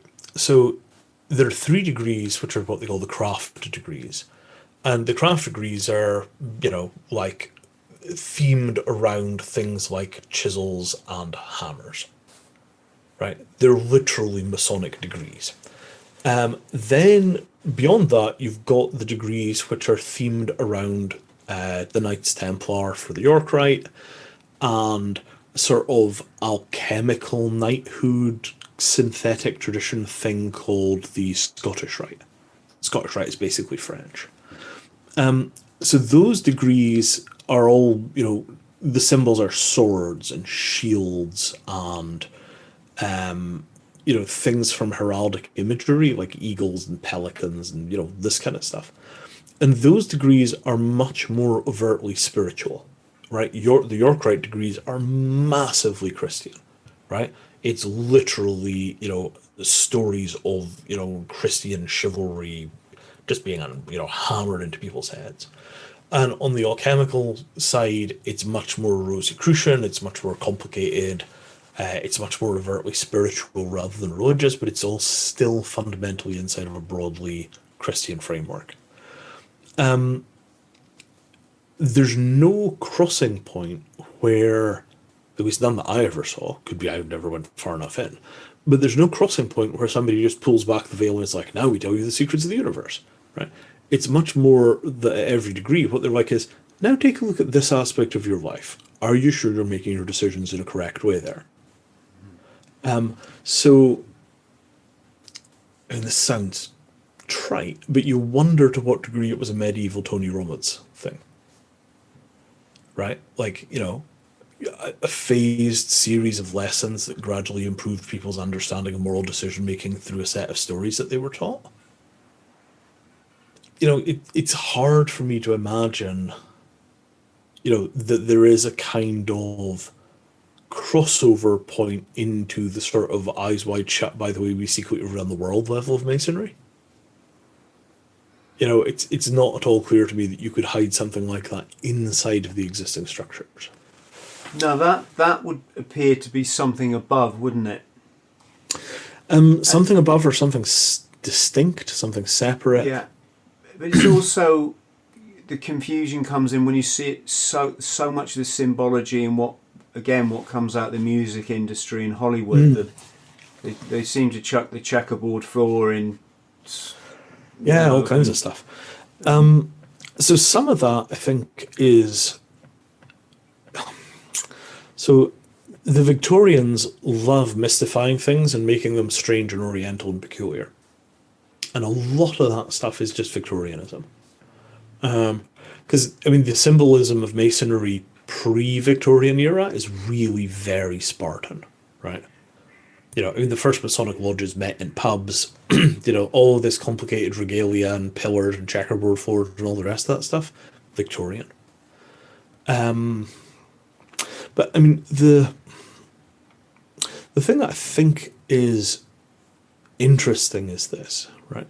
So once you have a body of men that are capable of keeping a secret, that is the sort of place where people that have something to hide would congregate to, right? So my suspicion is that a lot of the kind of, you know, eyes wide shut, goat sucking craziness that you sort of get associated is probably sub-traditions rather than inner traditions, right? So any bozo can start a society which is only available to Masons, right? You have to be a Mason to join this thing, okay. Invitational society, like, this thing has no website, we just come up to you in a lodge and we're like, hey, you seem like you'd be interested in this, want to do this thing? So it's entirely possible that there are, you know, genuinely fucked up groups inside of Freemasonry where a bunch of bad men get into the Masonic system and then organize under Masonic secrecy to do bad things, right? I think that's entirely possible, and I'm sure that there are a bunch of complicated Masonic politics where people try and make sure that that shit doesn't go down. But I've never been a party, I've never seen any evidence of that or been a party to any of that stuff. I think largely because I was a fairly casual Mason. You know, I was in a place where getting through the degrees in a hurry was the norm. So I've seen a lot of degrees, but I'm not somebody that, for example, ever worked my way up through the structure of a lodge. I've never been the master of a lodge. So it could be that there's a whole bunch of inner tradition stuff that I've just never been exposed to. But it's very hard for me to imagine, you know, like, it's just too big for it to be particularly esoteric. You know what I'm saying? Yeah. And then, you know, if there are sort of, you know, inner tradition groups that have some other thing going on, you know, is that like, you know, I don't think those things are running Masonry. I think it's much more likely that they're like little leeches that are attached to it. But it's hard to say. I literally don't know. Yeah, it's... So I'm just checking my internet here because there's a chap called Jeremiah Cohen on YouTube. He's really worth checking out. He flags up all the symbology that, again, like I say, is coming out of Hollywood. Yeah, I've watched a bunch of that stuff, you know. He's got, you know, all these celebs that are doing the is it Osiris? And all the do that would do what thou wilt t-shirts on Jay-Z and all this kind of stuff. They've got the hand in the thing and obviously the all-seeing eye or the eye of Horus, and it's again, I think we sort of kind of covered this. I wonder how much of it is they're just told to do that in a photo shoot and they do it because they want the next album deal, or how much they do it because they know that doors are going to open if they next photo shoot they're seen, you know, doing this, they're going to get that gold out platinum album on the wall, or how many of them actually go to a lodge on a Friday, you know, on a Friday night, or whether it's a higher church that we're all uninitiated to. So, I mean, my take on this, and I did a bunch of digging around to try and figure out why you get this stream of kind of generic occult European stuff in pop music. I think it goes back to Rick Rubin. You know, Rick Rubin was basically, you know, one of the most powerful folks in the music industry for decades, produced an enormous amount of the music that went on to become very popular, and was super interested in the occult. So I think that what you're seeing in pop music is very plausibly the footprint of one man, and maybe Rick Rubin had some kind of, you know, weird lodge of wizards or whatever But I very much doubt that whatever was happening in the music industry had any tie to Freemasonry, because if it did, they would have been bragging about it. You know, if you think about the deal that they made out of the few big famous people that were Masons and were interested in being identified as Masons, they made a huge fuss about all of those guys. Like John Wayne. I think John Wayne was one of the guys that they made a big fuss about. You know, John Wayne's a Mason, square jaws, you know, this kind of stuff. Yeah, it's a big unknown, isn't it? I mean, all this stuff. You know, it's almost like every single celebrity is seen doing that in well, certainly during their career. Some of them do it prolifically.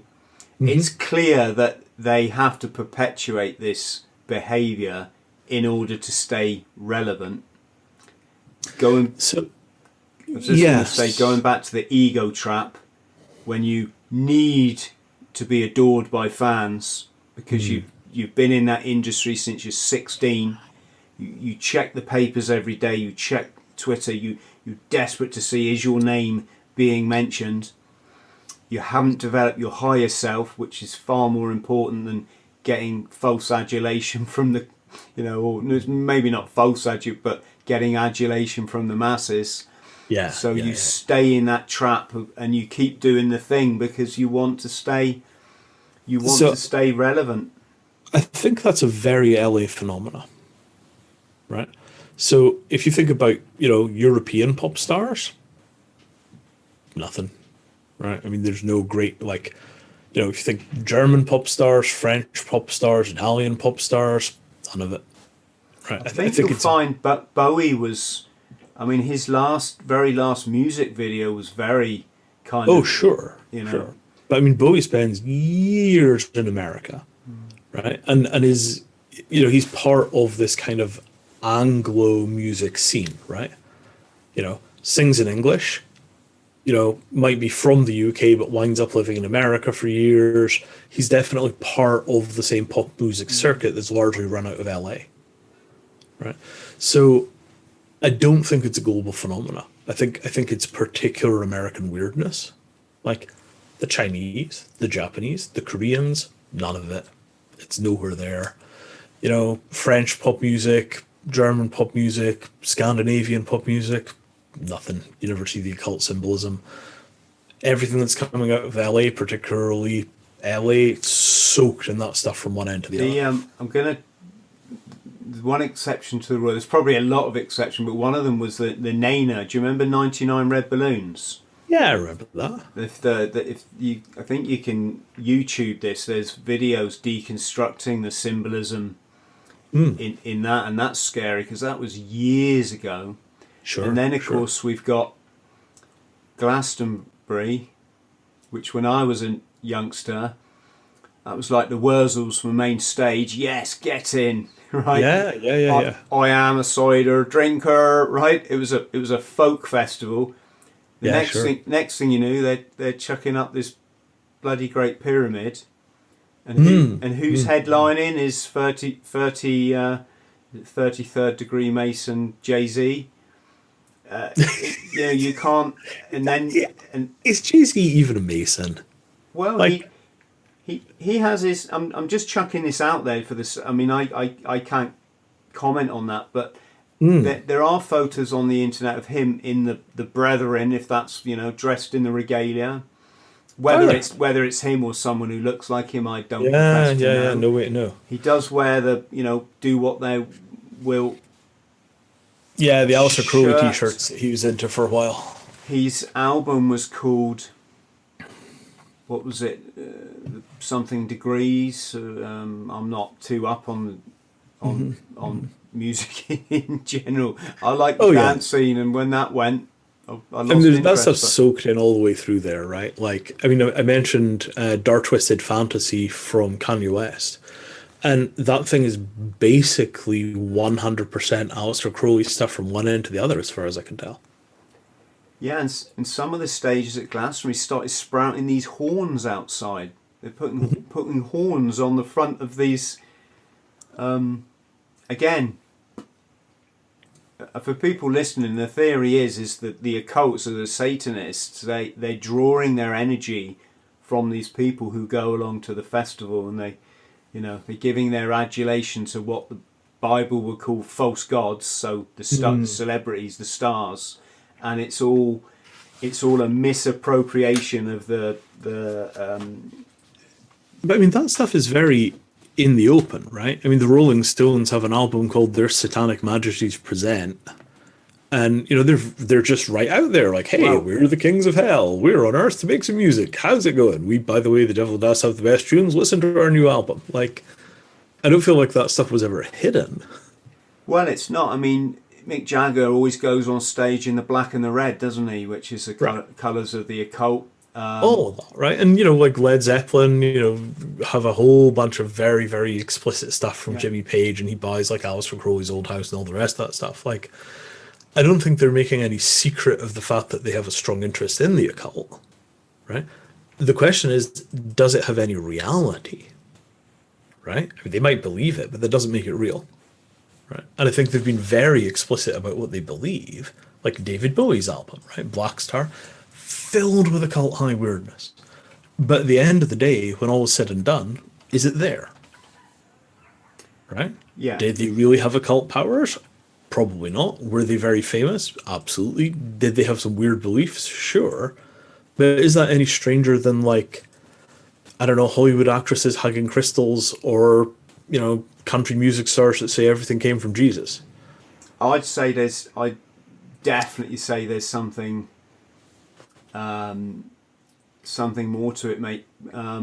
Look at the Beatles when they did that very bizarre album cover, and they're all holding, they were dolls, but they were all chopped up and covered in blood. Mm-hmm. Who was it? Which was the Rolling Stone? His memoir came out, and he's got his He's got his hand over his eye, and then of course you've got James Corden. Let me just, while I'm talking, Vinny, check the internet, so I'm not saying something that everyone's going to go, no, well that's not true. It was. Let me just have a look, because if I remember,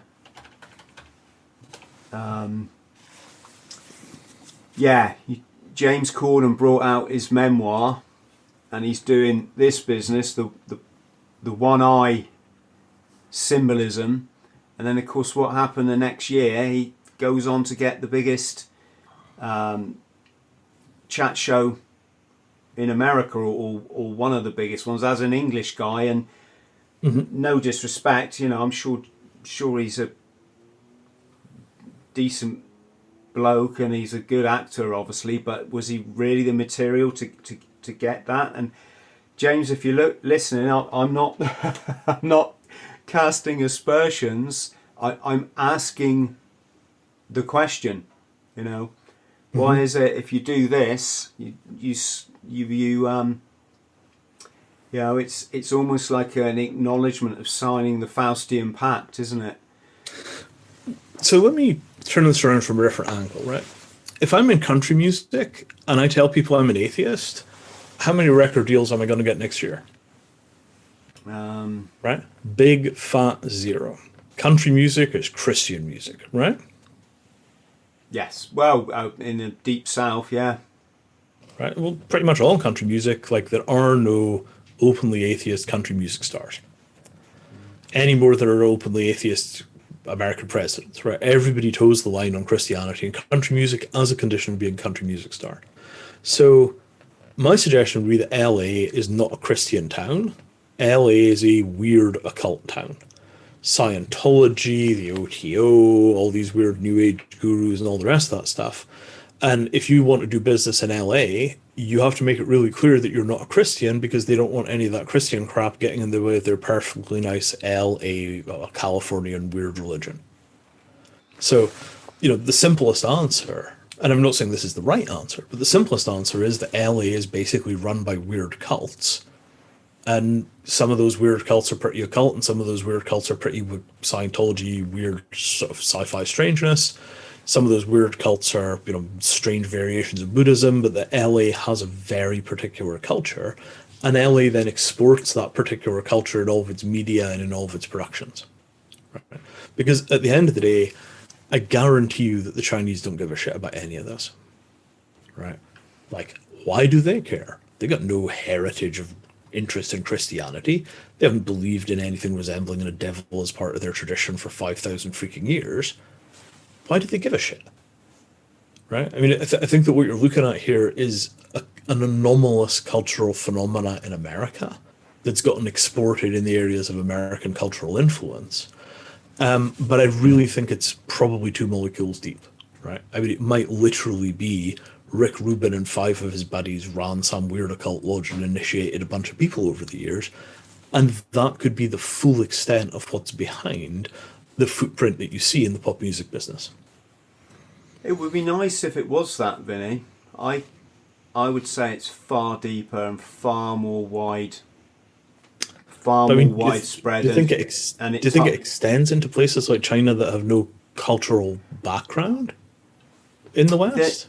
I would say it doesn't really. That's for the purpose of corrupting our youth and perpetuating this system of perversity, which we're seeing now with, certain productions on Netflix, which are just beggars belief, for the purpose of destroying our young people's confidence, their self-image, their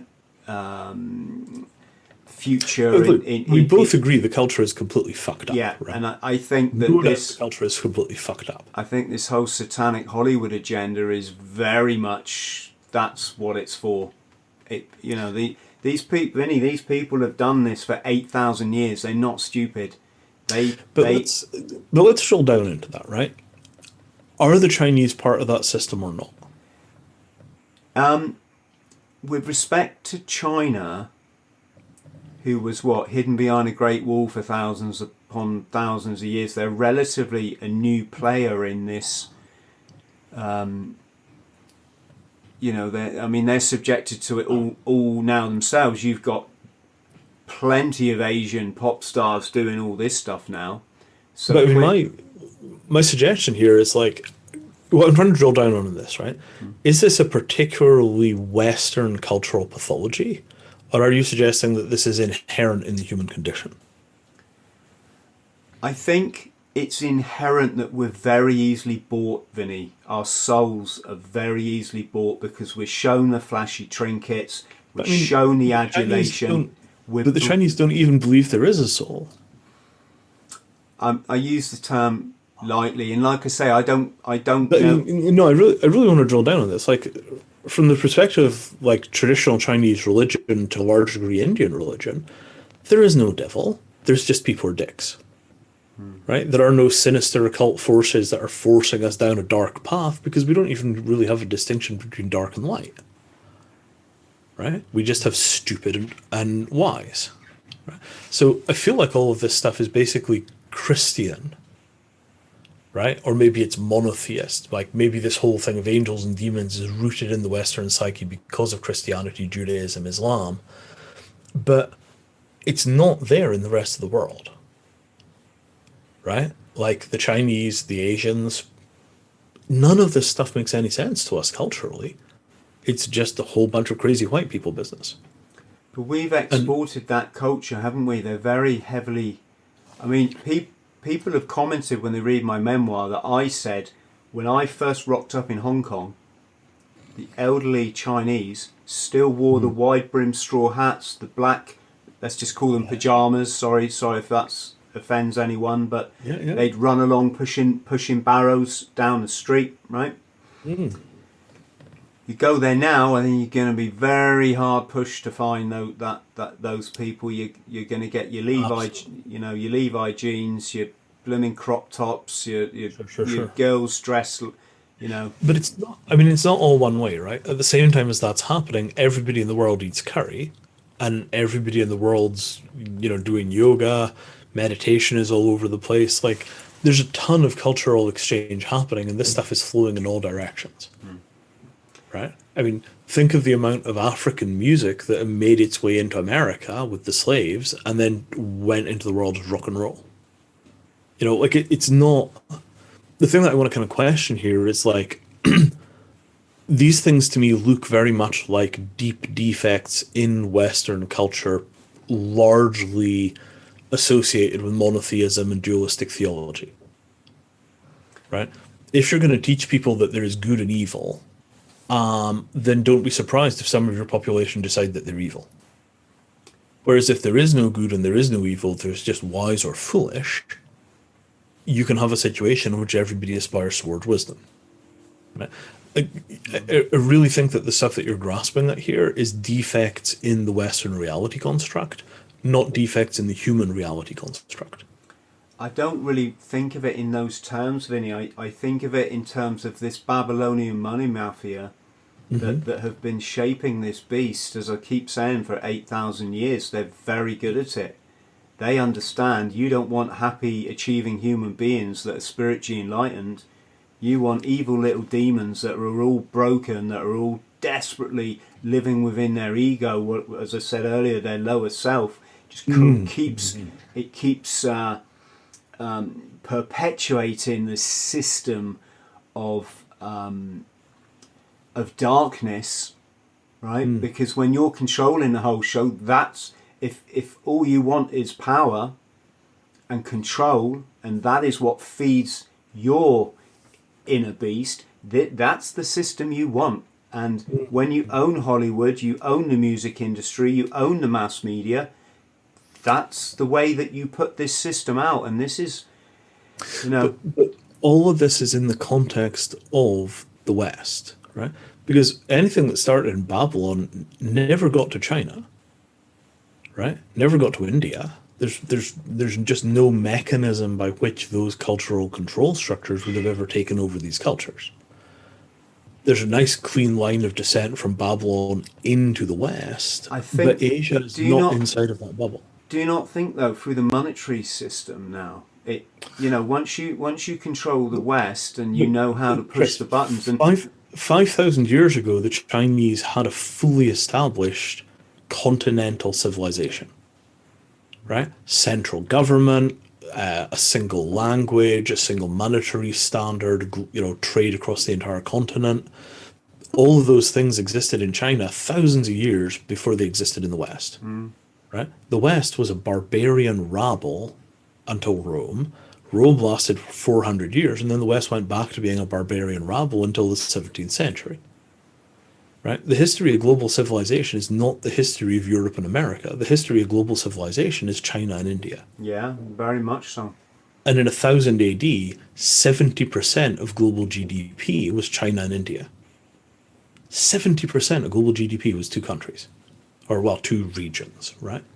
So when we start talking about, 5, 6, 7, 8,000 year old history, what we're talking about is barbarian rabble in the very early days of building a civilization.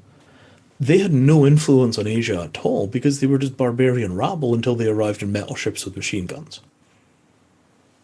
Right?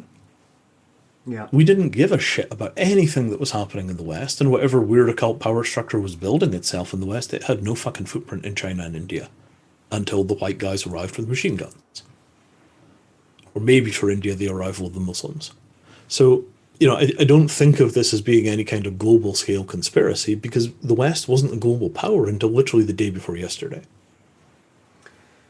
But 8,000 years that's a long time to get your tentacles out, and I won't profess to know who controls the economy of China, but I think I have a good idea. Well, but I mean, for 5,000 years, what controlled the economy of China was China. Right? They didn't have any cultural transmission from the Babylonians. It wasn't like, Babylon to Greece and, Greece to Rome and then Rome to Henry VIII or, whatever it was. There was no line like that. Well, does China have, they part of the central banking system? Oh, I mean, sure, now they're part of the central banking system. There we go. That's the kind of, that's my whole, do they do fractional banking and Yeah. So, I mean, what you're talking about is basically the notion that the roots of the global banking system go back for 8,000 years and they're gradually spreading to places like China. The money system, yeah. But I'm suggesting that all the evil we see coming off it, all the evil we see in society is coming off this system. This is not a system that respects any form of life. Okay. So here, you got to remember that the Asians were evil bastards long before the white people discovered soap. You know, China had its own horrible wars and cultural oppressions and secret polices and all the rest of that bullshit thousands of years ago, before they even realized that white people were not some kind of weird variety of albino monkey. Right? Like, you can't look at the world through Western eyes if you want a theory that applies to how the world really is. Because up until 1,000 years ago, I'm going to say this again, China and India combined 70% of global GDP. Right? The West went through a brief period of organization around Rome, and then it completely collapsed again for another 1,400 years. In that period, the Indians and the Chinese didn't care about what was happening in Europe. Europe was like the way that a lot of people think Africa is today. Right? It was some awful backwater populated by savages. And that's the way that the Chinese write about it. Like, you know, there was this brief thing where Rome got their game together, and the Chinese were like, oh yeah, Rome, those guys are quite clever, that's quite good, that looks like civilization to us. And then Rome imploded, and the Chinese were just like, well, whatever that was, it's gone. And they just went back to business.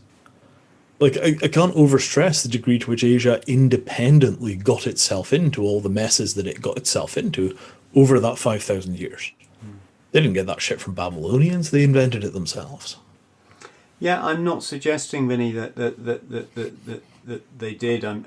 What I'm trying to get at is this monetary system has pervaded the world. Yes, but I mean, we think of that as just white people are crazy. You know, it's still controlled by very few people, of which I call them the Babylonian money mafia because I don't know who they are. I'm just taking the moniker, if that's the right word, from this text. The Babylonian money magicians, because it's the art of money magic goes back to this, you know, this ancient. But the Chinese didn't get their money from Babylon.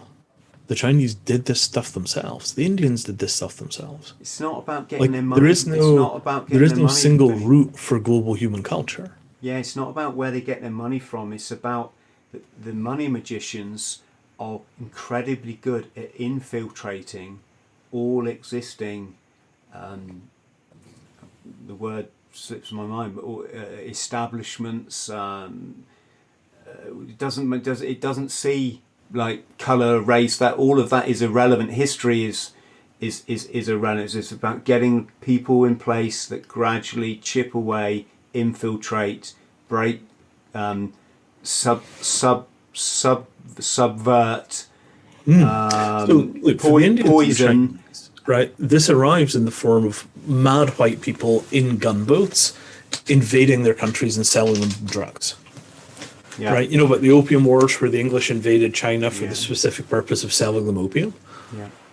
Like, so for us, maybe the experience we have of that thing that you're talking about as the Babylonian problem, maybe for us we experience that as the arrival of colonialism. That we were outside of the system, and we were invaded to drag us into the system. I have no doubt those boats that rocked up in Hong Kong with tea from, with opium from India, with the sole aim of siphoning off silver from China, probably human resources as well, along with a whole other load of stuff. We do have to remember the balance of power, right? So the Europeans arrived in gunboats because the Chinese had bankrupted them. Because the Europeans desperately liked tea and silk and porcelain, and the Chinese wouldn't buy anything made in Europe because it all looked like it had been made by school children that were still learning how to work their hands. Right? The Chinese looked down on the Europeans from 100,000 feet and really, really, really were incredibly racist about it. Right?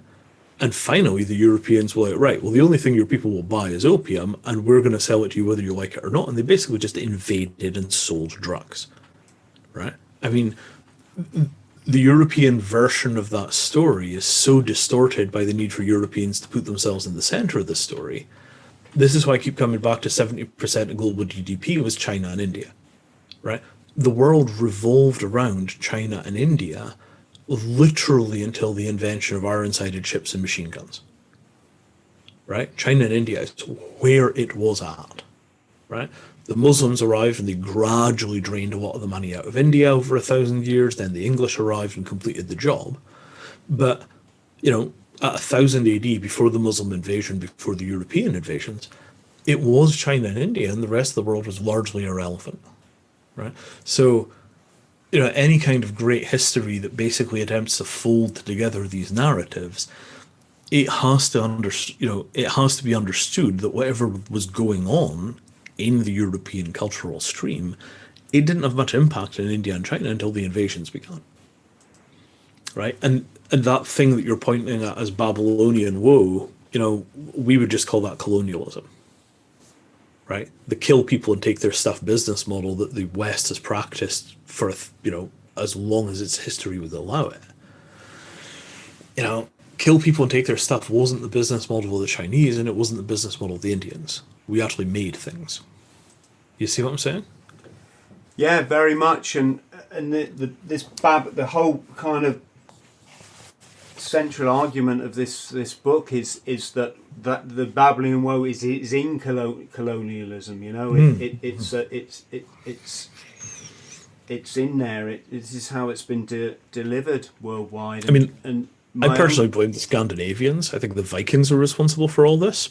Maybe it's the Babylonians, but certainly, you know, the idea that there's something fundamentally fucked inside of white culture, I don't think that's a hard sell at all.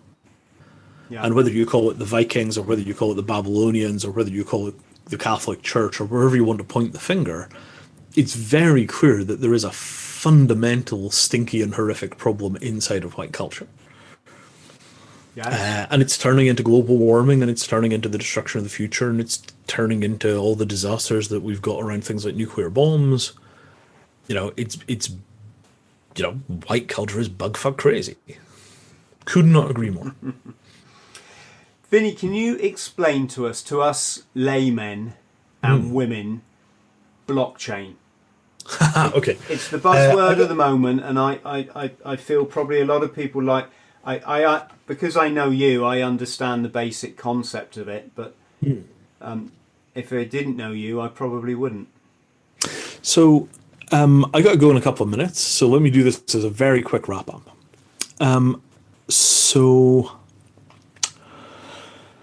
Where to begin? Turning my brain around from world history to the tech.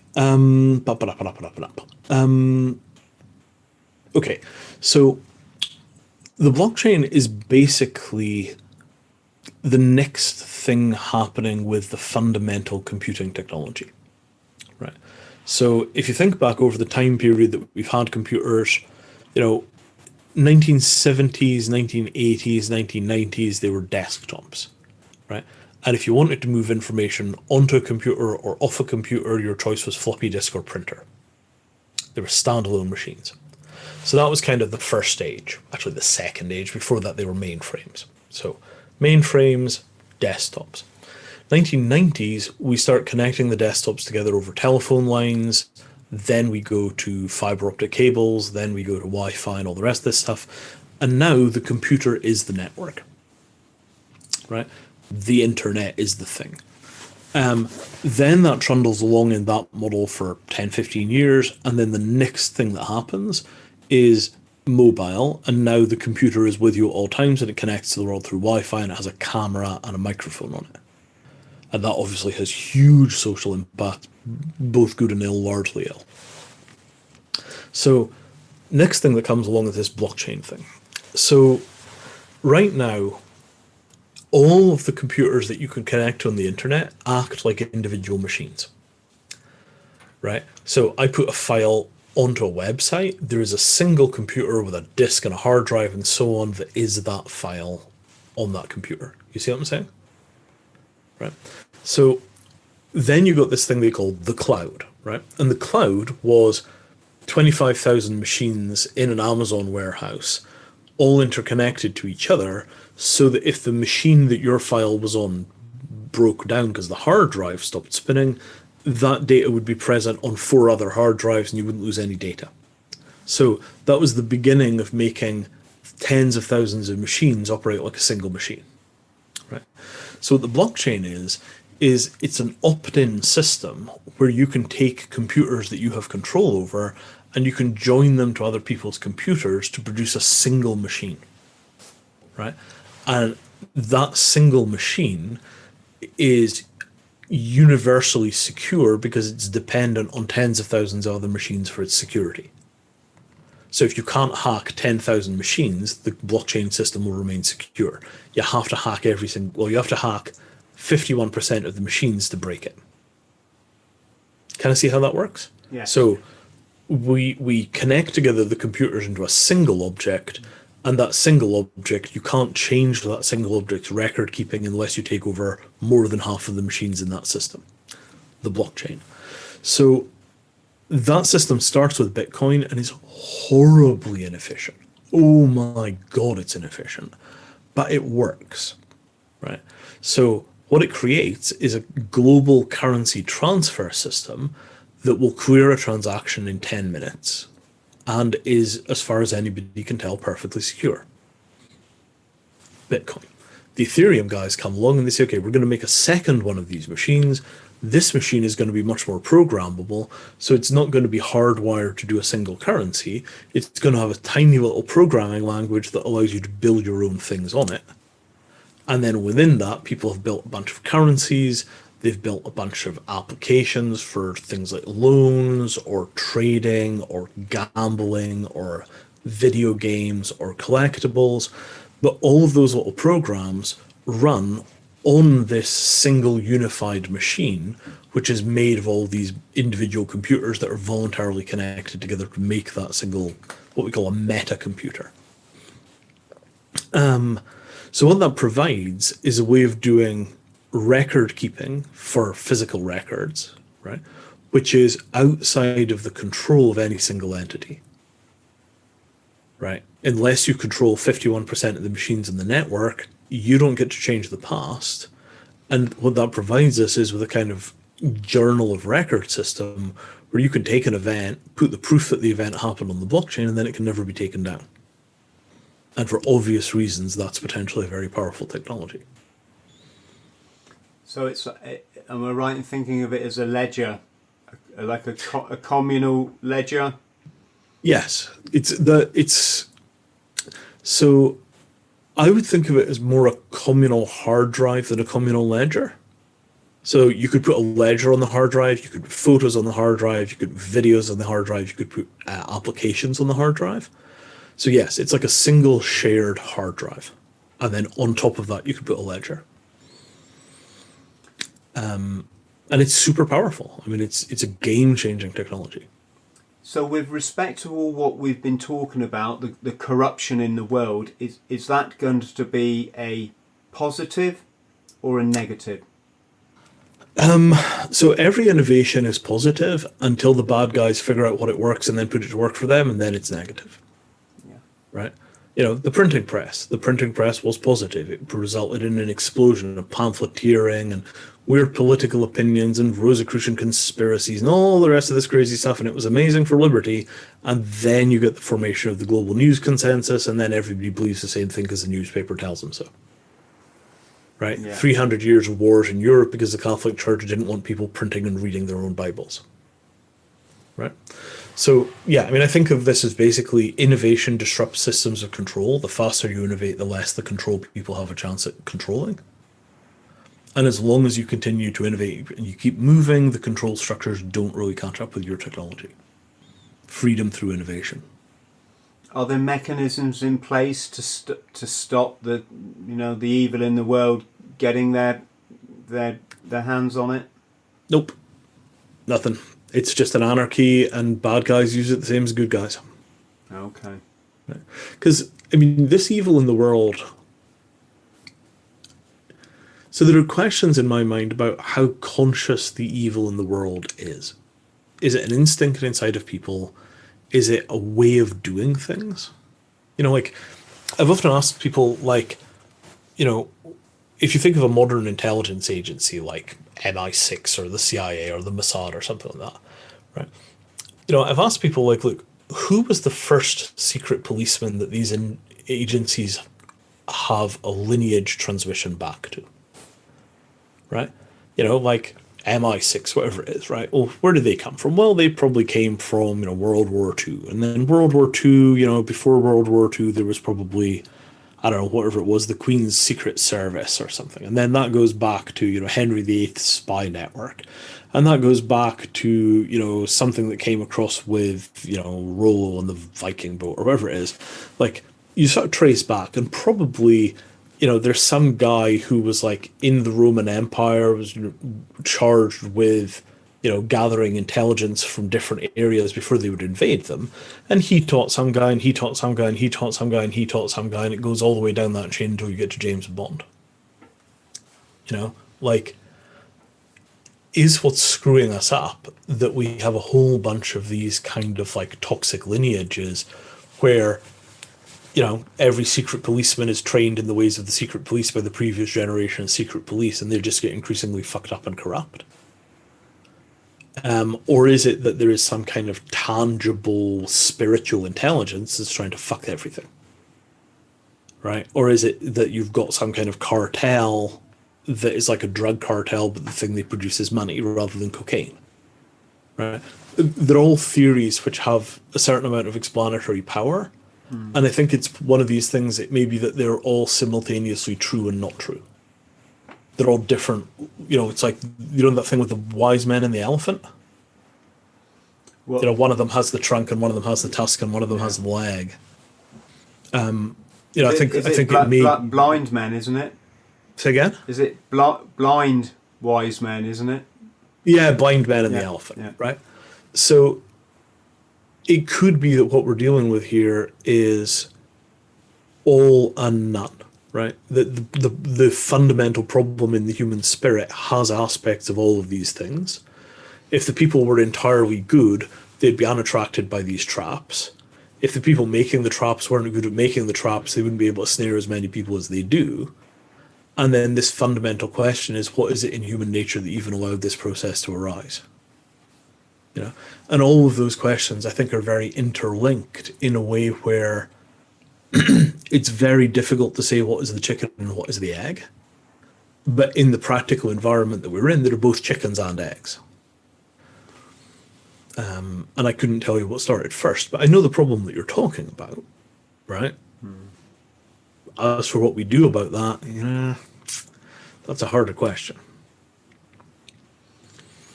Yes, there's always going to be good and evil in the world, isn't there? By nature of things, that it's balance. No, good and evil, balance, all that stuff, that's just crazy white boy thinking. Is it? You go to Asia, not good and evil, it's wise and stupid stupid is not the same as evil, and wise is not the same as good. I mean, is it possible to have peace on Earth, Vinny? How? Well, I mean, look up the Indus Valley civilization. 800 years of high culture and no weapons. The Mahayana kingdoms of Asia, thousands of years of minimal use of military force, plus primitive equivalents of the welfare state. Right? You know, much as China has a very fucked up, bloody, violent history, you know, China has managed 5,000 years of continuous administration. Right? They've kept their shit together, broadly speaking, for an astonishingly long time. Right? So, you know, I think that we have to accept here that Western culture has some unique pathologies. Right? You know, if you talk to the forest Indians who've been living on the same patch of land for 15,000 years and ask them, you know, is human civilization possible? They'll be like, of course, we've been civilized for 15,000 years. We're very happy. I don't know what's wrong with your people, but that's not our fucking problem. Right? And, you know, I think that it's very easy for us to get trapped inside of our culture and say, why is humanity broken? It's not necessarily humanity. It might just be the culture that we're in. Yeah. And we know that culture can change. right? European culture has gone through enormous amounts of thrashing around in the past 1,000 years, searching for some way of being which is less painful. You know, Protestantism, you know, hundreds of years of war with things like the Reformation, all the rest of that stuff. The invention of democracy, the regicide, interregnum, parliament, you know, civil rights, bureaucracy, you know, like Western culture is in a very rapid evolutionary burn trying to find a less toxic way of being. And maybe they'll crack it. Right? Maybe you'll find something for the West that does what Buddhism did in Asia. Right? Buddhism will not export. It doesn't come across to the West properly at all. But maybe there'll be some equivalent Western innovation that straightens this mess out. But yeah, I mean, I think I really want to bring home that I think every society has its own form of evil. Right? And I don't mean that in the sense of evil in a kind of metaphysical sense, but like none of these societies were suffering free. Even the Mahayana kingdoms, they were suffering minimized, not suffering free, and they still had their fair share of total dicks. So, you know, what is it that we're searching for? Are we searching for a better normal, or are we searching for a fundamental solution? And I don't know. Yes. I don't know if any of us know. No, precisely. Maybe right? we're not. But what we can do is we can live with that unknown and continue to shoulder the burden in whatever form it presents itself as. Yes. That to me is the fundamental practice. Like, I live with very little certainty. You know, who are the bad guys? Not real sure, right? You know, don't necessarily think it's always the same bad guys for the entire global period. Right now, the bad guys are probably, you know, the drug companies and the finance guys. 70 years ago, the bad guys were the fascists and the nuclear weapon makers. You know, 150 years before that, the bad guys was the East India Company. Like, it seems to be like a rolling battle. You know, it's like armed gangs running through the streets throwing bricks at each other rather than fixed battle lines. That's how I see it anyway. Yes. But it's a mess. It's definitely a mess. Well, you're certainly doing your bit to make amends with your hexayurt and your extreme wealth of knowledge, Vinny. Well, it's all band-aids, man. I mean, like, I have not gotten the diagnosis. You know, there is no surgery I know how to perform that will fix this. But I can try and take care of the problems that I see, and I can continue to try and get to a better truth. Yes, that's what it's all but I about. Frankly, I feel as lost as you do when we come to these fundamental questions about what is wrong. Wish I knew, mate. Wish I knew. Well, on that note, thank you ever so much.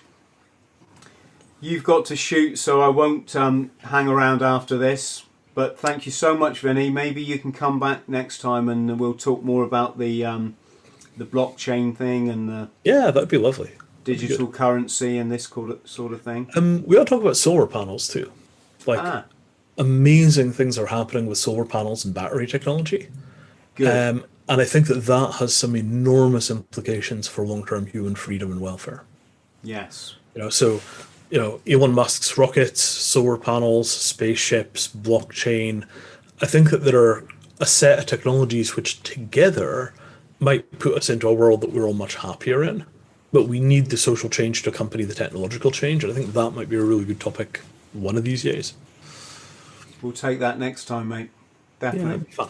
Anyway, lovely talking to you, dude. So to Vinny, thank you ever so much for Chris, spending the time really enjoyed it. to enlighten us.